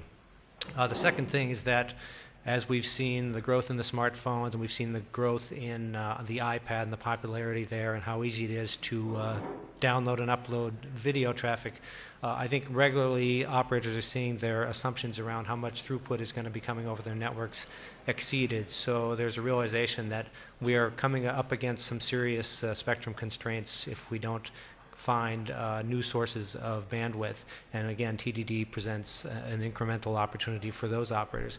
And thirdly, I think you have to give China Mobile a lot of credit for really pushing the R&D and innovation around TD-LTE. And that innovation really is to the benefit to other operators who can benefit from that innovation that's happening because of China Mobile. And it's really interesting to see over the last couple of years how around LTE, the innovation really was being driven out of Verizon, I think, for the first couple of years, but now that's gradually shifted over to China Mobile in a lot of ways. So you see a lot of vendors anxious to work with China Mobile to develop the concepts such as Cloud RAN and some of the new concepts that are coming up in the next couple of years. So we're going to look briefly at some of the factors that are on the network that are driving the demand and challenging the capacity. Then we'll look at the ecosystem around TD-LTE, which includes obviously the infrastructure vendors, the handset vendors, the chipset vendors, as well as the operators themselves. We'll do a comparison around FDD versus TDD and look at some of the scenarios in which TDD actually presents a better option in a lot of ways. We'll look at some of the spectrum allocation practices out there and ways in which the spectrum can be allocated more effectively, and then some closing thoughts on where we go with the TD-LTE ecosystem. So let's get started. So we have an inflection point this year in which, for the first time, smartphone shipments are going to exceed laptop and PC shipments. And if you look at the red bar here, that's only going to increase in the next couple of years. We see 1 billion shipments coming by 2015 with smartphones. That really overshadows all the other categories we see here. Our assumption around smartphone growth is predicated on the assumption that the price points are going to continue to come down. That's key to getting smartphone penetration up in areas where you have prepaid as the predominant delivery, outside of the U.S., where the subsidy model really is driving smartphone uptake right now. We also think, by the way, that the Windows 7 does have a real future. We think the combination of the ability to offer a low price point and high performance is going to be compelling, and we see Nokia World this week. We expect to see some announcements there, and we think that Microsoft is really committed to investing what it takes to get that platform off the ground. So we'll see how that evolves over the next couple of years. If you look at the tablets here and the PCs, the actual numbers here are relatively low. What makes this interesting is when you combine those numbers with the usage that's happening on those devices, which we'll talk about in a few minutes. That's where the really kind of scary part comes from the operator perspective when you see what that does to network demand. So these numbers here in terms of the usage are from the Cisco VNI. If you look at smartphones, the usage of data is 24 times as high as a feature phone. Really, if you look at the tablets here, 122x, that's a scary number. 515 times on laptops. So from the tablet perspective, that's really about having a form factor with the iPad that makes it very easy to download videos and almost as significantly to upload videos, which we're seeing a lot more. And the reality is if you have a device where you can do that very easily, that's what you're going to do.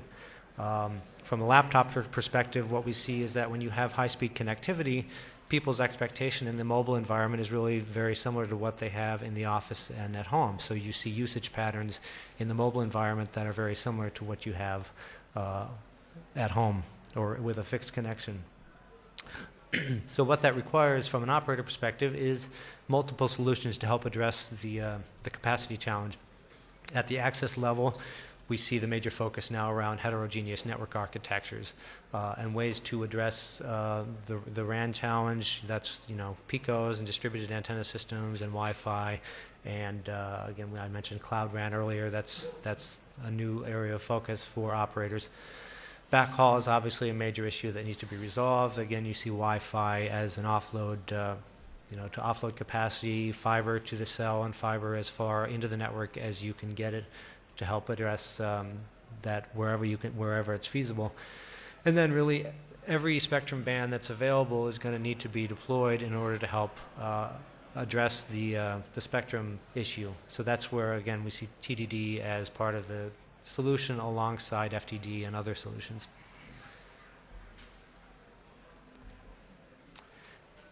Just a quick overview in terms of LTE. You saw Verizon and the US operators, the Nordic operators really were the first to market ahead of Verizon and the US operators. We see European operators getting into the mix now with Vodafone, T-Mobile, and O2 in early stage of deployment. And we now see TDD being implemented. We saw that 2 out of the 3 Saudi LTE deployments have been on TDD. A number of Indian operators now looking at TDD. Saudi Arabia, as I mentioned, Japan, you heard about earlier with SoftBank. In total, we have 185 network commitments. Most of those are FDD, but the trend more recently is to see a handful of TDD deployments coming, and we see more of that happening in the next couple of years. Looking ahead, we see the Chinese operators will move to LTE. We see the Russian operators looking, a number of them looking at LTE now. In the U.S., in addition to Verizon and AT&T, we have Sprint, which has declared they're going to deploy their own LTE network in FDD to sort of catch up with AT&T and Verizon. Clearwire is looking at TD-LTE, so we see that deployment happening in the next couple of years. So if you look at between China and India and Russia and the United States, we're talking about half of the world's population that will soon be covered with TD-LTE coverage. So there really are no issues around scale with LTE TDD technology. Latin America is a different story. We see much more slow rollout. We expect Mexico and Brazil to be active here, and Brazil has the World Cup in 2014, so we think that that's going to be a catalyst for a lot of deployments there to sort of showcase that technology in time for the World Cup. Looking at LTE Advanced, we see the standard evolving somewhat slowly. The promise of LTE Advanced is really significant when you think about a 10x improvement in network capacity, which means in a fixed setting, you're looking at speeds of up to 1 gigabyte per second. In the mobile environment, that's 100 megabytes per second. The latency very, very low with LTE Advanced. So both of those, when you think about things like massive multi-online player games being possible in a mobile environment, that's just one example of the kinds of advancements you can get with ultra-low latency. The challenge is that to get to that kind of environment, there's a significant amount of R&D and innovation that needs to happen. You think about MIMO. The best practices around MIMO are still being worked out, and it's going to be a while to kind of work that out. Carrier aggregation has the ability to combine multiple bands of spectrum into one cohesive unit. Adaptive interference, which is one of the strengths of TDD-LTE, really needs to additional R&D. Coordinated multi-point transmission and relaying allow for more efficient backhaul, and it also allows the high data speeds to be extended further out into the network, so at the cell edge you can get performance that's comparable to what you can get at the center of the cell. Those are all very promising. The challenge is that there's a great deal of R&D and innovation that needs to happen for those to become commercial realities. So as we look at Release 10, Release 11, Release 12 coming out, by the time all of this comes to fruition in a commercial setting, we have basically TDD and FDD basically at parity in terms of the innovation cycle. And at this point, we're already pretty much 90% of the way there, because there's, in terms of the standards, there's 90% commonality across the two standards. So basically, there's no real difference in terms of the innovation cycle happening between TDD and LTE. This is a list, probably not a complete list, but just an overview of the operators that are either have already committed to deploying TDD or are very likely to do so. So you've got, as I mentioned, between China, Russia, India, US, over half the population of the world. Then you throw in the European operators that are likely to deploy here that include 3 and Orange and E+. Vodafone is signed on to the global TD-LTE initiative. So it's clear that, as I mentioned, there's no scale issues anymore around TD-LTE. It's certainly a technology that has plenty of support. Certainly has the support of the infrastructure vendors who are eager to get into this, what they see as a sizable long-term opportunity. So as was mentioned by China Mobile, there's 9 vendors now supplying or building TDD-LTE equipment, starting out with single mode TDD, but very quickly to evolve to a combined TDD platform, as well as TDD alongside 3G for voice and data, and in some cases even 2G for voice. So those are going to be coming soon.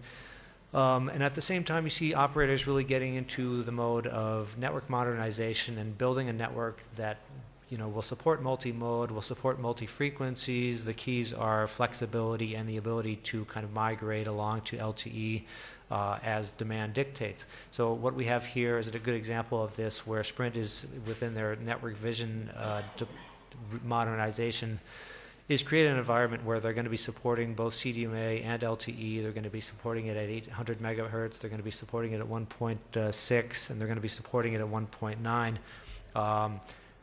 This does not yet include TDD LTE. But the point is that if that turned out to be part of their migration, the flexibility they have with their modernization allows them to do that. And so we see this as kind of a template for what you'll see from a lot of other operators in the next couple of years.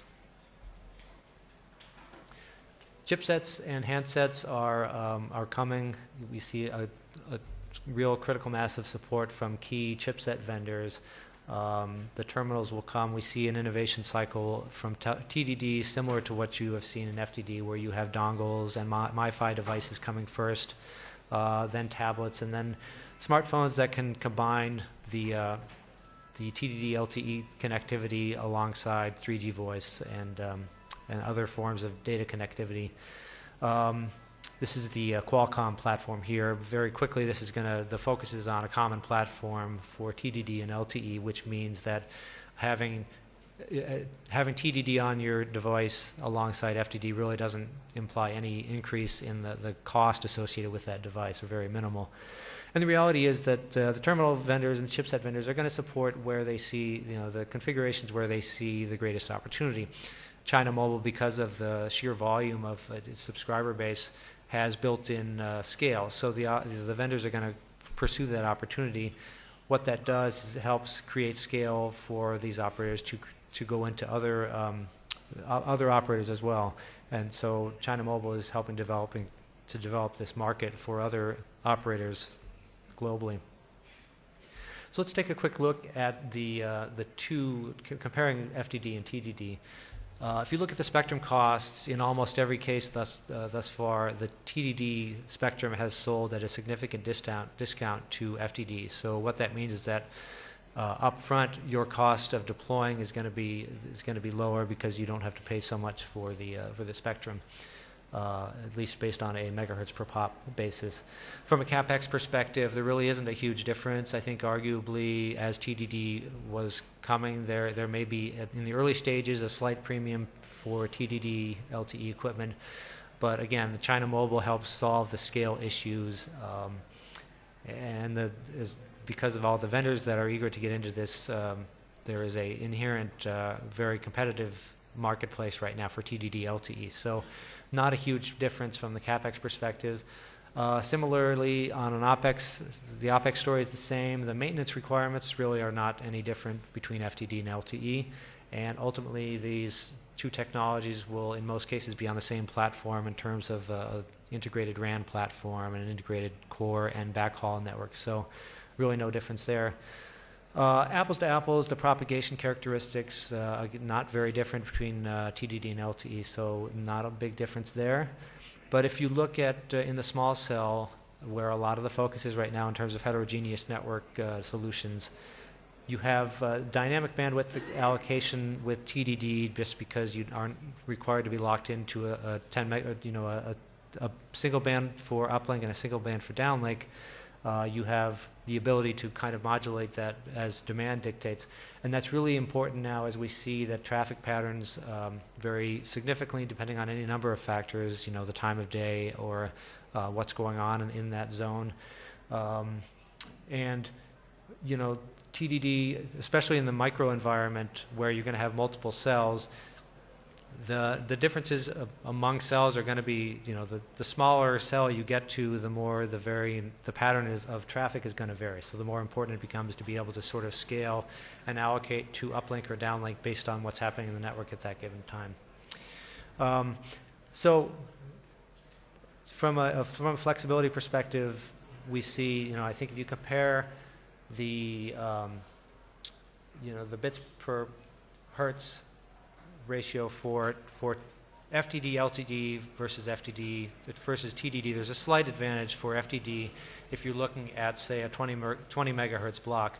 But if you compare 20 megahertz of TDD versus 20 megahertz of FDD that's combined into two different 10 megahertz channels, then TDD actually outperforms FDD because you're able to do that in a contiguous bandwidth. I touched on this a little bit earlier, but we think as the focus here is on heterogeneous networks, and the rule of thumb that I'm hearing is that the expectation is that for the number of macro cells that are out there now in the next 10 years, there will need to be 10 times that many micro cells in order to support the traffic growth. That may actually be conservative if you look at the traffic patterns that we talked about earlier. R&D is coming from China Mobile around using TDD-LTE as an indoor solution. They're going to be doing it at 2.3 gigahertz. And as I mentioned earlier, China Mobile really driving a lot of R&D here and innovation. The fact that they're going to be investing in making this the solution in China will really be to the benefit of other operators that will look at that and say, well, maybe this will work for us as an ideal kind of in-building or local hot zone coverage. So we see China Mobile's investment here really driving TDD as a really good heterogeneous network solution. We'll talk for a few minutes about spectrum allocation. The challenge, of course, is to get as much spectrum into the marketplace as possible. But of course, when you have the guard band requirements, that takes a certain amount of spectrum right off the table. And there's ways you can address that. If we talk about, if you look at operator B here and C and the TDD spectrum band here, if they were to synchronize network operations, then at least one of those guard bands could potentially go into use. The middle band there could be returned for actual operation. Similarly, if you look at allocating, if you consider operator A and operator B there's a guard band there. But if those are the same operator, then they don't need to have that guard band there. They can use filtering technology and return most of that spectrum to commercial use. So there are ways that can be addressed. More fundamentally, however, I think the larger issue is how do you want to allocate this? And regulators have a difficult task of balancing the desire to have multiple competitors in the marketplace with the ability to put enough spectrum in the hands of those operators to be able to do innovative things on their network.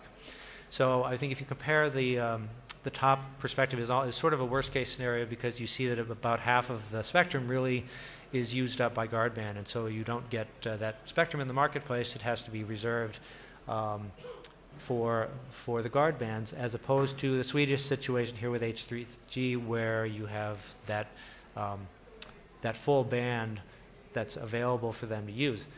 The other thing to point out is that if you compare a 40 megahertz channel here compared to dividing that spectrum up into 10 megahertz channels, it's not really, it's not a linear relationship. So if you're operating with that 10 megahertz, not only do you have to have 4 times the amount of cell sites to have the comparable coverage, you actually need to have more than that. You need to have 5 to 7 times as many cell sites, because it's inherently less efficient when you're dealing with smaller bandwidth chunks. So that really puts a tremendous amount of pressure on the operators who are dealing with those small chunks, because you need more cell sites. That means you need more CapEx. You also need more, from an OpEx perspective, you're going to need higher maintenance, because you have more cell sites to maintain, and the power consumption costs are, of course, going to be higher for those additional cell sites that you need to have on the network. So you have the goal of multiple competitors, but if you have them with not enough spectrum, then it's going to be difficult for any one of those operators to succeed with their business model. So finally, some closing thoughts here. Clearly, the spectrum crunch is coming. We've got, as I mentioned, the operator assumptions are now routinely being exceeded. They think they're going to get X amount of spectrum usage, and it turns out a year later that they actually saw 30% higher than they thought they were going to get. And with the new form factors and the higher data speeds available, that is only going to get worse. And the video traffic, of course, is a huge issue that needs to be solved. I should mention that we didn't say anything here about machine-to-machine. And machine-to-machine is largely, at this point, has been relatively low-tech, relatively low usage, 2G and 3G kind of environment.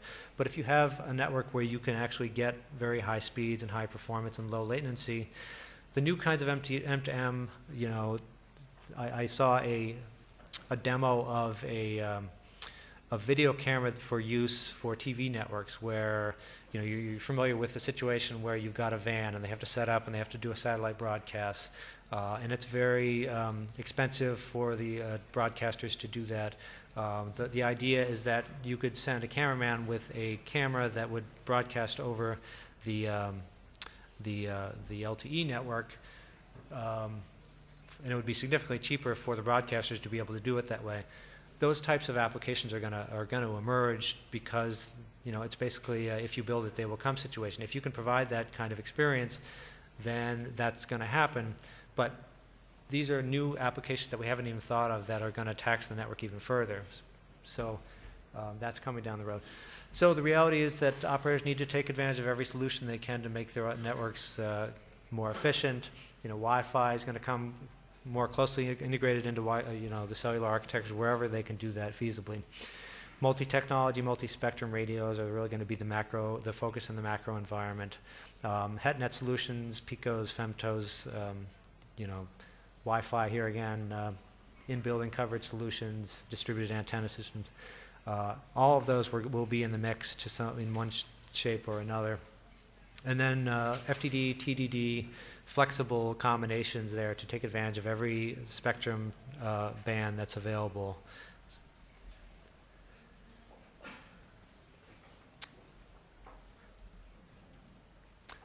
So that's me. If you have any questions, feel free and contact me. I appreciate the opportunity to speak with you. So thank you very much.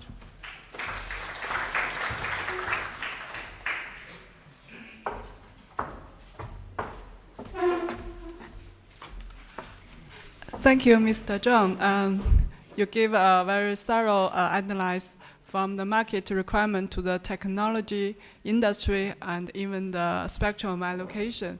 So we hear a very important point that how much band block for the to allocate one operator it's very important. One thing is need to promote the competition. The other is to better utilize the beauty of the broadband technology. So maybe a wider band is important.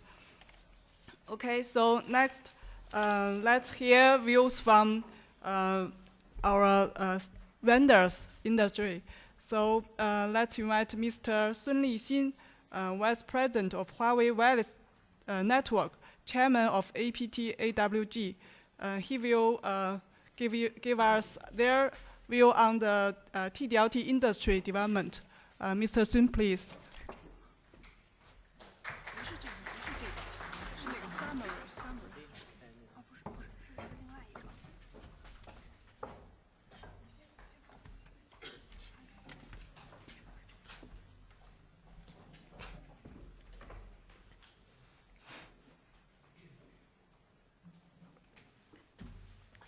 Okay, thank you very much for your kind introduction, and good morning, ladies and gentlemen. It's my great pleasure to have this opportunity to share some views about Huawei's view about LTE TTD technology and business. We all know that WMX started this TTD technology 10 years ago, around the year 2000, and 5 years ago, the world's largest operator, CMCC, started the TD and CMA business. And nowadays, with the mainstream of the LTE technology, we fully believe that LTE TD will finally, essentially, change the world attitude to the TD technology. And this year is the first year for TD-LTE commercial. So nowadays, it's about 15% of the share of the whole LTE market. But this will rapidly increase to 30% in the next few years, because that the four largest population country, like China, India, Japan, USA, will join this TD technology. So first, let's talking about the TD spectrum. Nowadays, we already have 666 TD licenses released worldwide, and almost half of them are not fully utilized. But this is also an opportunity and big rooms for the LTE TD technology. And we all know that it's very hard to find a paired spectrum upper than 2 gigahertz. So for the new license, TD license will have more chance in the spectrum higher than 2 gigahertz. With this spectrum available, that does not mean the success of the TD-LTE. We must be thinking about how to utilize the FDD-LTE to make the convergence and to utilize the success of the FDD-LTE to make a better ecosystem for the TD-LTE. First, from the standard point of view, with the help of all the vendors and operators in 3GPP, already that 90% of the standard of FDD and TD-LTE are common. And also, TD-LTE is much suitable for some new features, technologies like beamforming, comp, and MBMS. Also from the terminal side, that with the release of the TD-LTE and also FDD multi-mode, multi-band chipset from Qualcomm, more and more terminal vendors and chipset vendors will join this multi-mode, multi-band terminal to allow the global roaming. And we all know that the terminal always the most important factor to make one technology successful. And from the infrastructure side, all the FDD vendors, including Huawei, Ericsson, Alcatel-Lucent, etc., they all engaged into TD industry to fulfill the operator requirement. Also, we know that CMCC, like CMCC and other big operators from the huge market large population countries, they are investing in TDD, and most of them actually are FDD operators, traditional FDD operators. This further promotes the convergence of the FDD TDD and make a better ecosystem for the TD-LTE development. So TDD is a really big family, comes from 3 sources. We already have 583 WiMAX networks, and these networks, most of these networks will evolve to the TD-LTE. And also we know that CMCC, they already have more than 280 kbps. This is the largest 3G network in the world, and this TD-SME network will surely evolve to the TD-LTE system. And also we know that most of the FDD operators, they also own part of the TD spectrum, and this spectrum will surely evolve to the TD-LTE. And also, we will have additional new operators, and these new operators will join in TD ecosystem when this technology matures. For Huawei, we have continuously contributed to this industry to make success of the LTE systems. We cooperate with our partners to make this technology success, and we have our own chipset and device to enhance the ecosystem. Also, we joined this GTI to promote the LTE TDD industry. Huawei is one of the leader and the pioneer company that for the commercialized LTE system. We already have 47 LTE commercial contracts in global by July this year.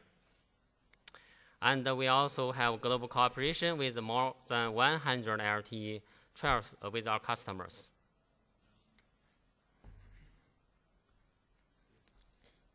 We provide the end-to-end solution to satisfy various scenarios, including individual, residential, and SME.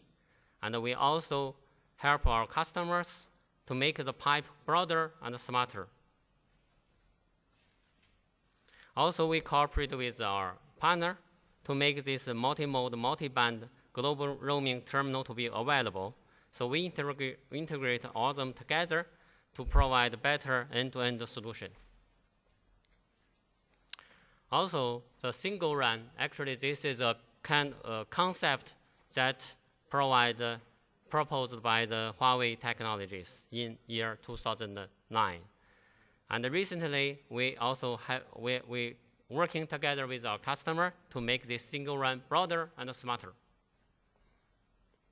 With this common platform, common hardware and software platform, we can integrate the LTE TDD into all kinds of the FDD systems and the other TDD systems. We can integrate the LTE TDD into the CDMA and the GSM UMTS, LTE FDD, WiMAX, TDS CDMA, all kinds of this system. We can use the same, we can share the same hardware and software platform. So let's look something in the future. We know that we need the capacity increase for maybe more than 500 times in next less than 10 years. And the traffic doubled every year in recent 2 years.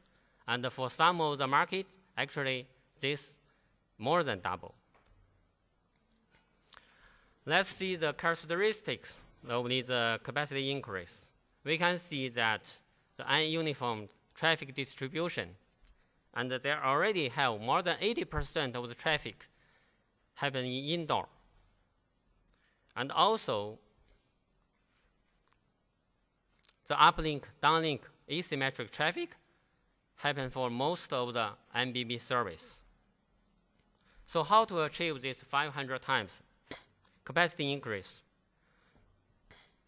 We need broader bandwidth.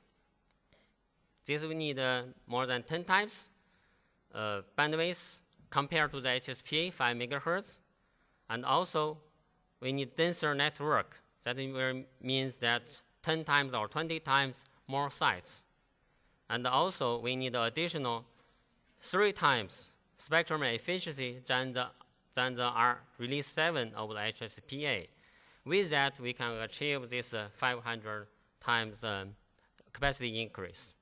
And let's look at, from the spectrum point of view, multi-band spectrum point of view, how to make this easy head net. We have this LTE 700, 800 megahertz spectrum, and also GSM UMT 900 to make a nationwide coverage. And we have the 1800, 2.1 gigahertz, and 2.6 gigahertz for the urban and suburb coverage. And above that, we also need the hotspot and indoor coverage for the capacity, for the real capacity. And also, we need to integrate Wi-Fi into this system to make the data offloading to satisfy the future capacity increase. So let's look at this 3.5 gigahertz. Actually, this 3.5 gigahertz is a global harmonized spectrum band with at least 50 megahertz available at each country. And this 50 megahertz, at least 50 megahertz, can satisfy the 10 times spectrum bandwidth than the 5 megahertz HSPA. And in many countries, the TD mode is already adopted for this band. And in Europe, 3.6 to 3.8 gigahertz is regarded as TD only. And 3GPP has specified RF requirement for 3.5 gigahertz and not considered any TD-FDD mixture scenario for this band up to now. And in China, this band for IMT is currently being studied and have very high potential that this spectrum will be used by the TD-LTE system. So let's look at the indoor hotspot scenarios. We need high density MBB traffic. We need a low cost terminal, AP network deployment and management. We need higher quality of service for voice and high speed data service. And also, we need this network control and management by the operator to minimize the impact to the macro networks. So with these requirements, we can provide the solution is that we need the new spectrum, and this spectrum can provide wider bandwidth for the MBB traffic offload and to avoid the interference with the macro network.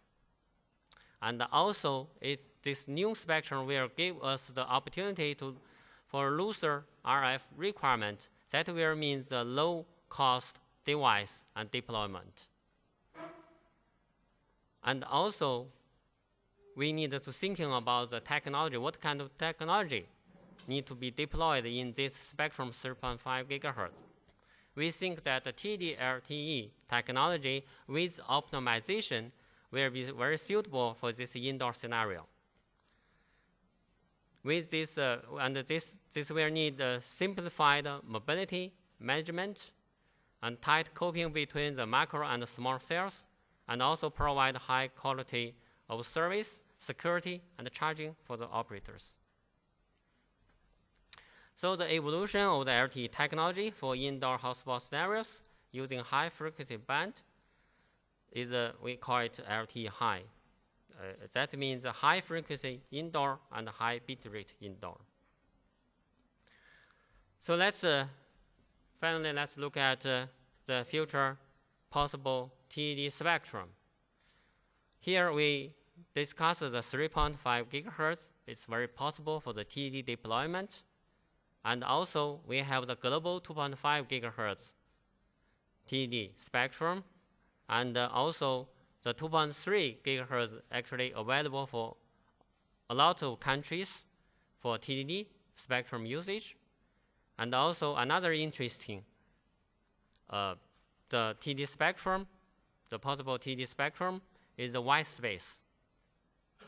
We know that it's due to the characteristic of this spectrum of white space, it's very hard to use the FDD technology in this band. So TDD and the TD-LTE will be the better solution for this white space spectrum. Okay, thank you very much for your attention.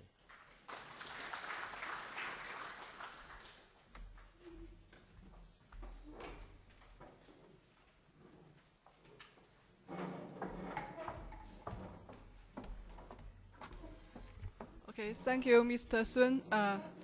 Give us their support to TD-LTE and also their view on the future development of the TDD technology to suit to the indoor environment to better utilize the white space spectrum.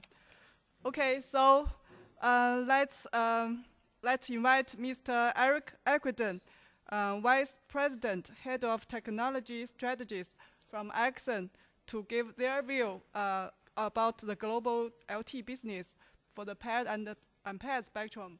Welcome, Mr. Eric.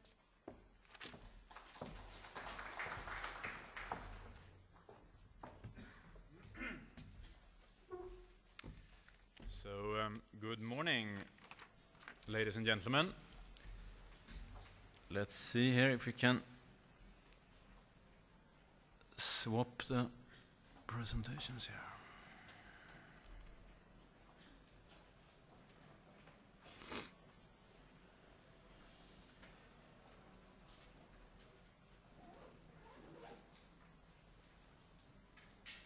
Does anyone know French better than I do?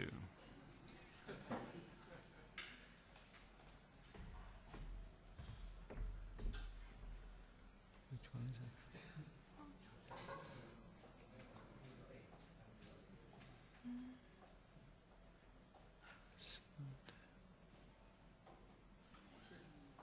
Anyone can help to make a full screen.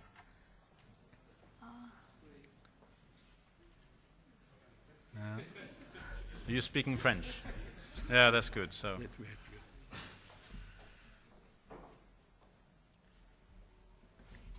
Thank you very much. Thank you. Fantastic. So, it's clearly so that mobile broadband in terms of subscription is growing at a tremendous rate. So by 2016, the estimate is that we'll have more than 4.5 billion mobile broadband subscribers. And a large majority of those subscribers will be on handheld devices, mainly smartphones. A much smaller piece will be on tablets and PCs, but of course that will still constitute a very large part of the traffic in the networks. Mobile broadband today with HSPA has a very healthy ecosystem. We have more than 300 launches when it comes to devices since introduction, and on the LTE side we are already passing 150, 160 according to this stat since the introduction, and this is both dongles as well as smartphones and inbuilt modules. So clearly there is a very strong growth also on the LTE side. If we look a little bit more in detail of what we see on the traffic side, and you've seen that in several of the presentations this morning, the traffic is basically doubling every year in mobile broadband today. That's a global average measured, and that of course means there are huge differences between different countries, but in average doubling every year.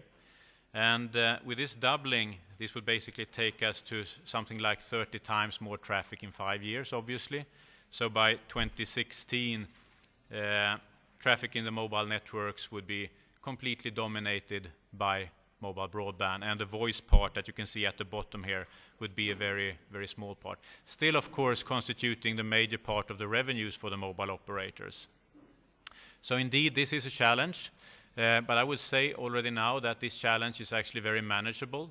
Handling capacity in the networks and data growth is actually something we know how to do. And part of that will come from increased allocations of spectrum. We estimate that basically 4 to 5 times more spectrum than currently allocated will have to be allocated to mobile broadband in the coming 10 years. You know that today we have roughly 300 megahertz allocated per country, and that's a global average. Some have more, some have 500, and some have less. And when that figure is moving to something like 12 to 1500 megahertz per country, that gives us a factor of 4 to 5 in terms of improved capacity due to the spectrum. Of course, the other part, meaning going to 1,000 times the data traffic in 10 years, would have to come from smaller cells, denser networks. That's basically a factor of 10 times. And then the other part, the remaining part, would actually have to come from improvements on the technology side. So I would then like to go into the spectrum situation that we have today and point out, which has been said also earlier, that the spectrum opportunities in 2.3 and 2.6 gigahertz are very much real across the world when it comes to TDD operation, TD-LTE, but also looking at this spectrum need for the capacity, the 3.5 gigahertz band and above is a very important band.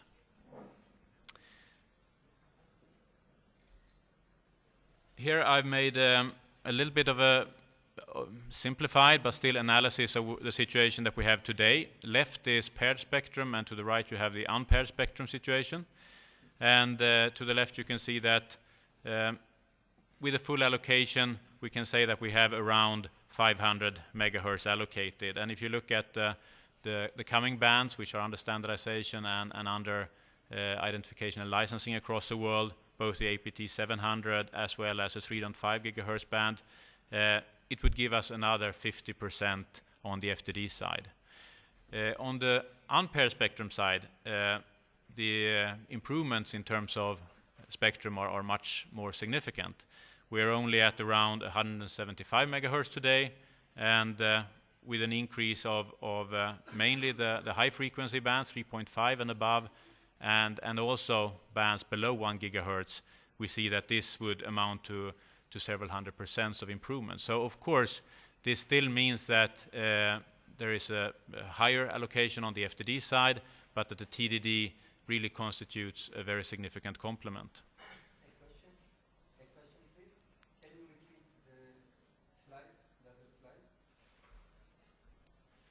Can someone explain why no country uses the 1900 to 1920 megahertz, 20 megahertz of TDD below 2 gigahertz, and no country in Europe uses this spectrum for mobile? Well, I think that's a good question, but I think we are about to answer that with sessions like this one, because as you know, historically this band has been allocated and it has not been very much used. Now we have a completely different situation in the industry. We have a mainstream technology that is one and the same technology, TD-LTE, that also is implemented in chipsets for FDD. So we have a common technology platform.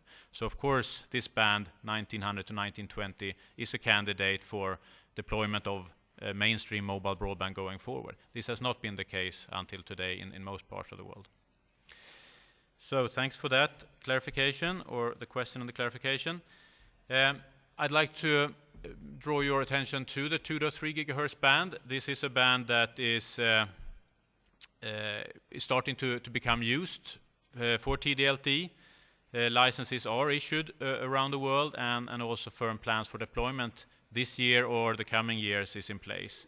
And I would say that even though it looks like it is very much the Nordics and Russia here, of course this band is important throughout the world, and here of course also China and India play a very important role. So this is, although not fully taken in use, this is a band that in principle is applicable for most parts of the world, 100 megahertz of TD-LTE spectrum. Of course, when I talk about 2.3, it's just to bring your attention to a band which is only allocated or only used by TDD technologies today.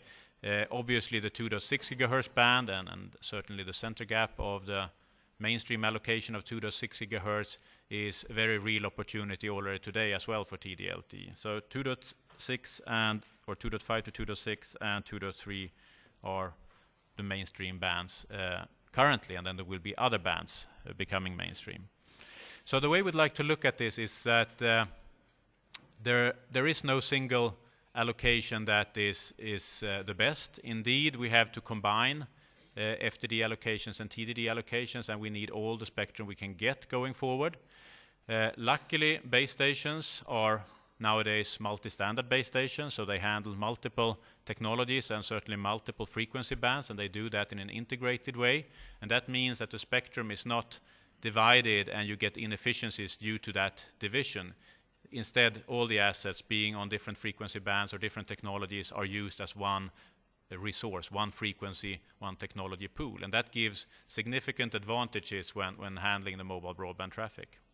So here I give a simple example or two examples, which is basically saying that to the left here you can see that the number of mainstream bands on FDD are combined in the same base station, in the same devices with the 2.5 megahertz TD-LTE, and obviously in a similar example to the right where you're using the FDD portion of the 2.5, 2.6 gigahertz band to the right, 2.3 gigahertz would be a very suitable band for TD-LTE.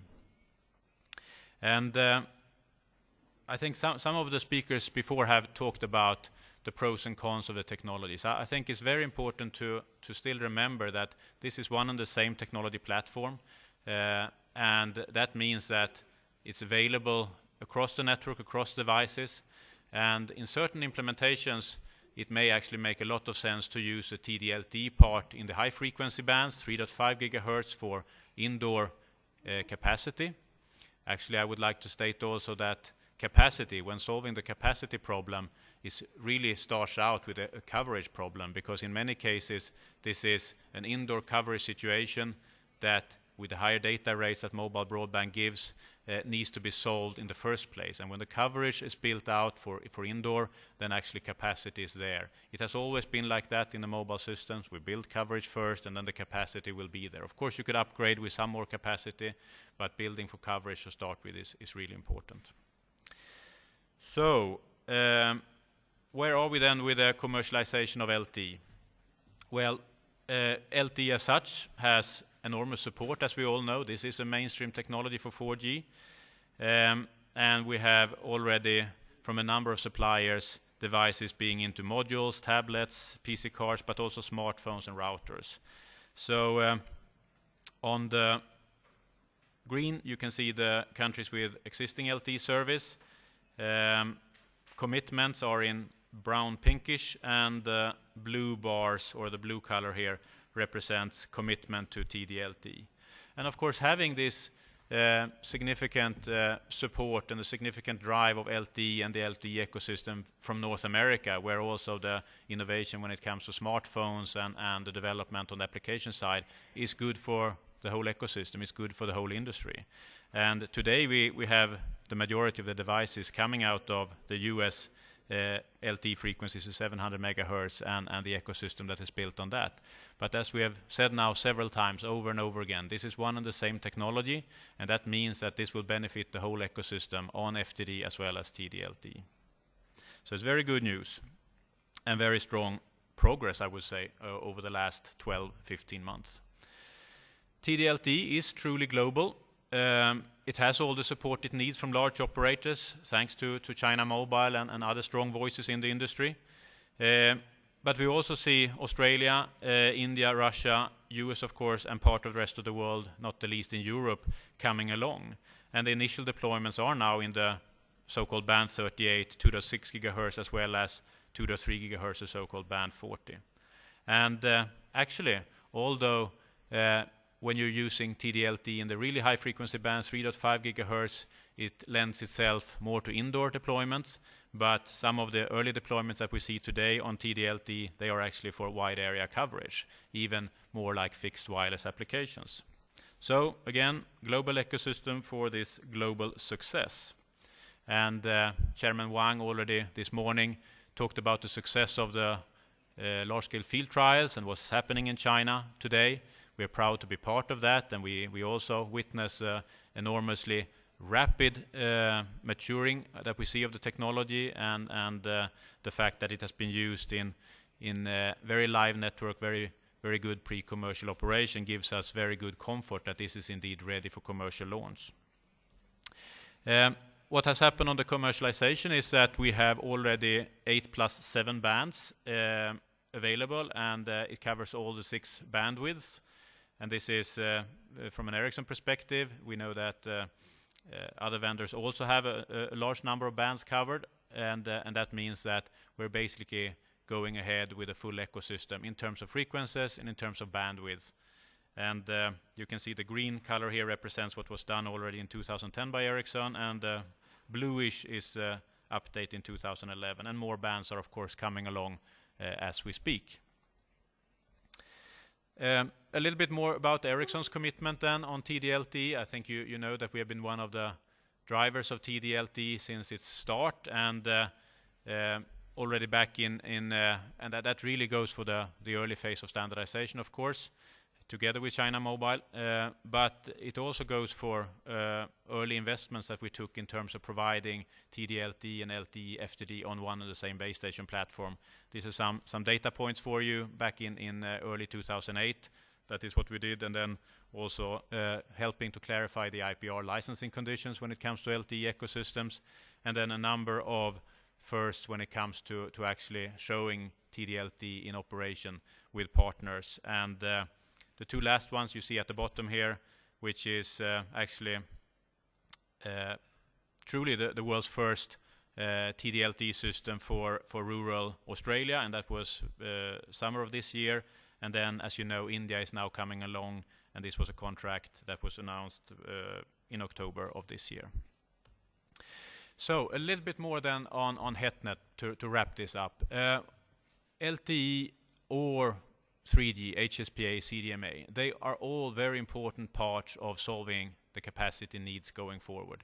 So having 10 times more cells, as we are talking about to handle the capacity growth, that is something that requires coordination. That is something that requires a heterogeneous network. So this is nothing that is deployed as standalone small cells that potentially interfere with each other.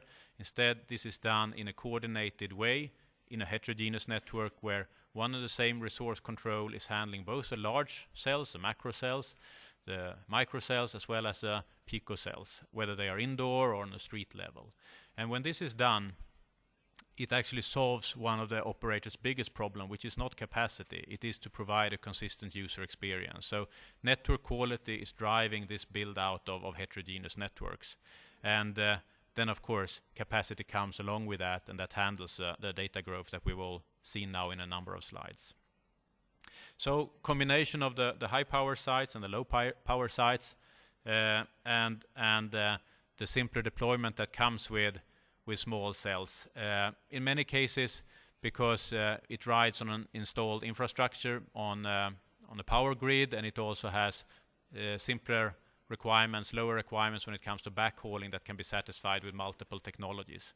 So all of this, of course, then is using both the FTD spectrum that we talked about as well as a TDD spectrum. And this is a major part going forward in terms of handling the capacity growth. But as I said, it starts with providing a consistent user performance or a network performance across a network, whether indoor or outdoor. So in summary, what we see is that the unpaired spectrum with the global TD-LTE technology and harmonized spectrum in most of the cases is the cornerstone going forward. And the future traffic growth will be managed with additional harmonized spectrum and also HETNET build-outs. The fact that we have a common TD-LTE and FTD technology for LTE provides us with one and the same global ecosystem, And today, second half of 2011, we can say that TD-LTE is also commercial and is marching on at an incredible speed. So with that, I'd like to thank you for your patience and attendance. Thank you.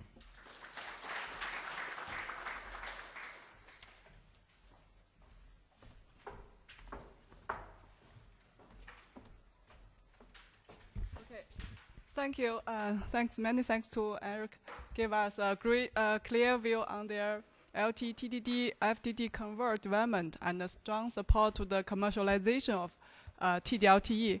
So we are very sorry that we don't have time to have a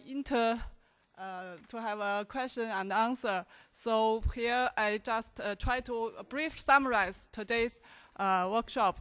I think all of you are get good information and from this workshop. So today's workshop focus on the TDD technology and spectrum.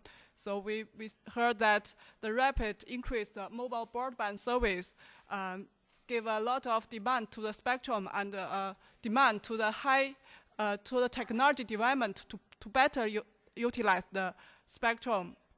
And we see that the TD-LTE provides an efficient and flexible solution to well utilize the unpaired spectrum, which we think is very essential to the success of the broadband internet. And also, we see that TD-LTE with convert development with FDD-LTE have already get worldwide support from the industry and also have already have the end-to-end commercial capability. So we see that the global commercialization of LTE will start now and will grow very fast in the near future. Also, we think further success depends on the cooperation with us to better utilize the unpaired spectrum. Here, I'd like to give you also a summary about TDD spectrum. Oh, no. Here, so just Mr. Chang have already mentioned, in China we have already allocated 205 megahertz band for TDD. Here, from the 1800 megahertz band, here we have 40 for TDD technology. Right now it's for 3G, but it can be involved to TD-LTE. Also, the 2.1 gigahertz band also have 15 megahertz. We are right now using for the 3G. It also can be involved to TD-LTE. And the 2.3 right now is for indoor for TDD spectrum. And right now we also use the band 38 for our large-scale trial in China. And also, we heard from Mr. Chang that in China, we also consider candidate spectrum for deployment of TD-LTE, like the 700 megahertz band, because the broadcast system is not easy to shift. So we think TDD is more flexible to use this in this part. And also, the 2.6 gigahertz band is also considering to have more TDD spectrum. One option is the whole spectrum are TDD, which no need the guard band for FDD and TDD, but it's under discussing, and also some candidate bands in 2.4 gigahertz band.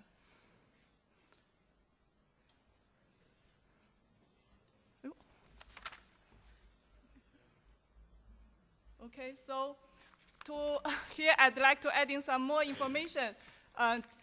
As we have, Chika have already mentioned in his speech that there's a GTI, Global TD-LTE Initiative, to promote the development of TD-LTE and FDD-LTE convert development. So we also have a website for the LTE, TD-LTE development, so you can see more information on the TD-LTE development with this website.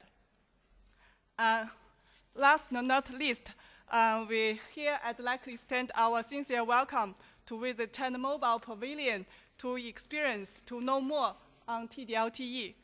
Okay, thank you. Today's meeting is here. Thank you. Thank you very much.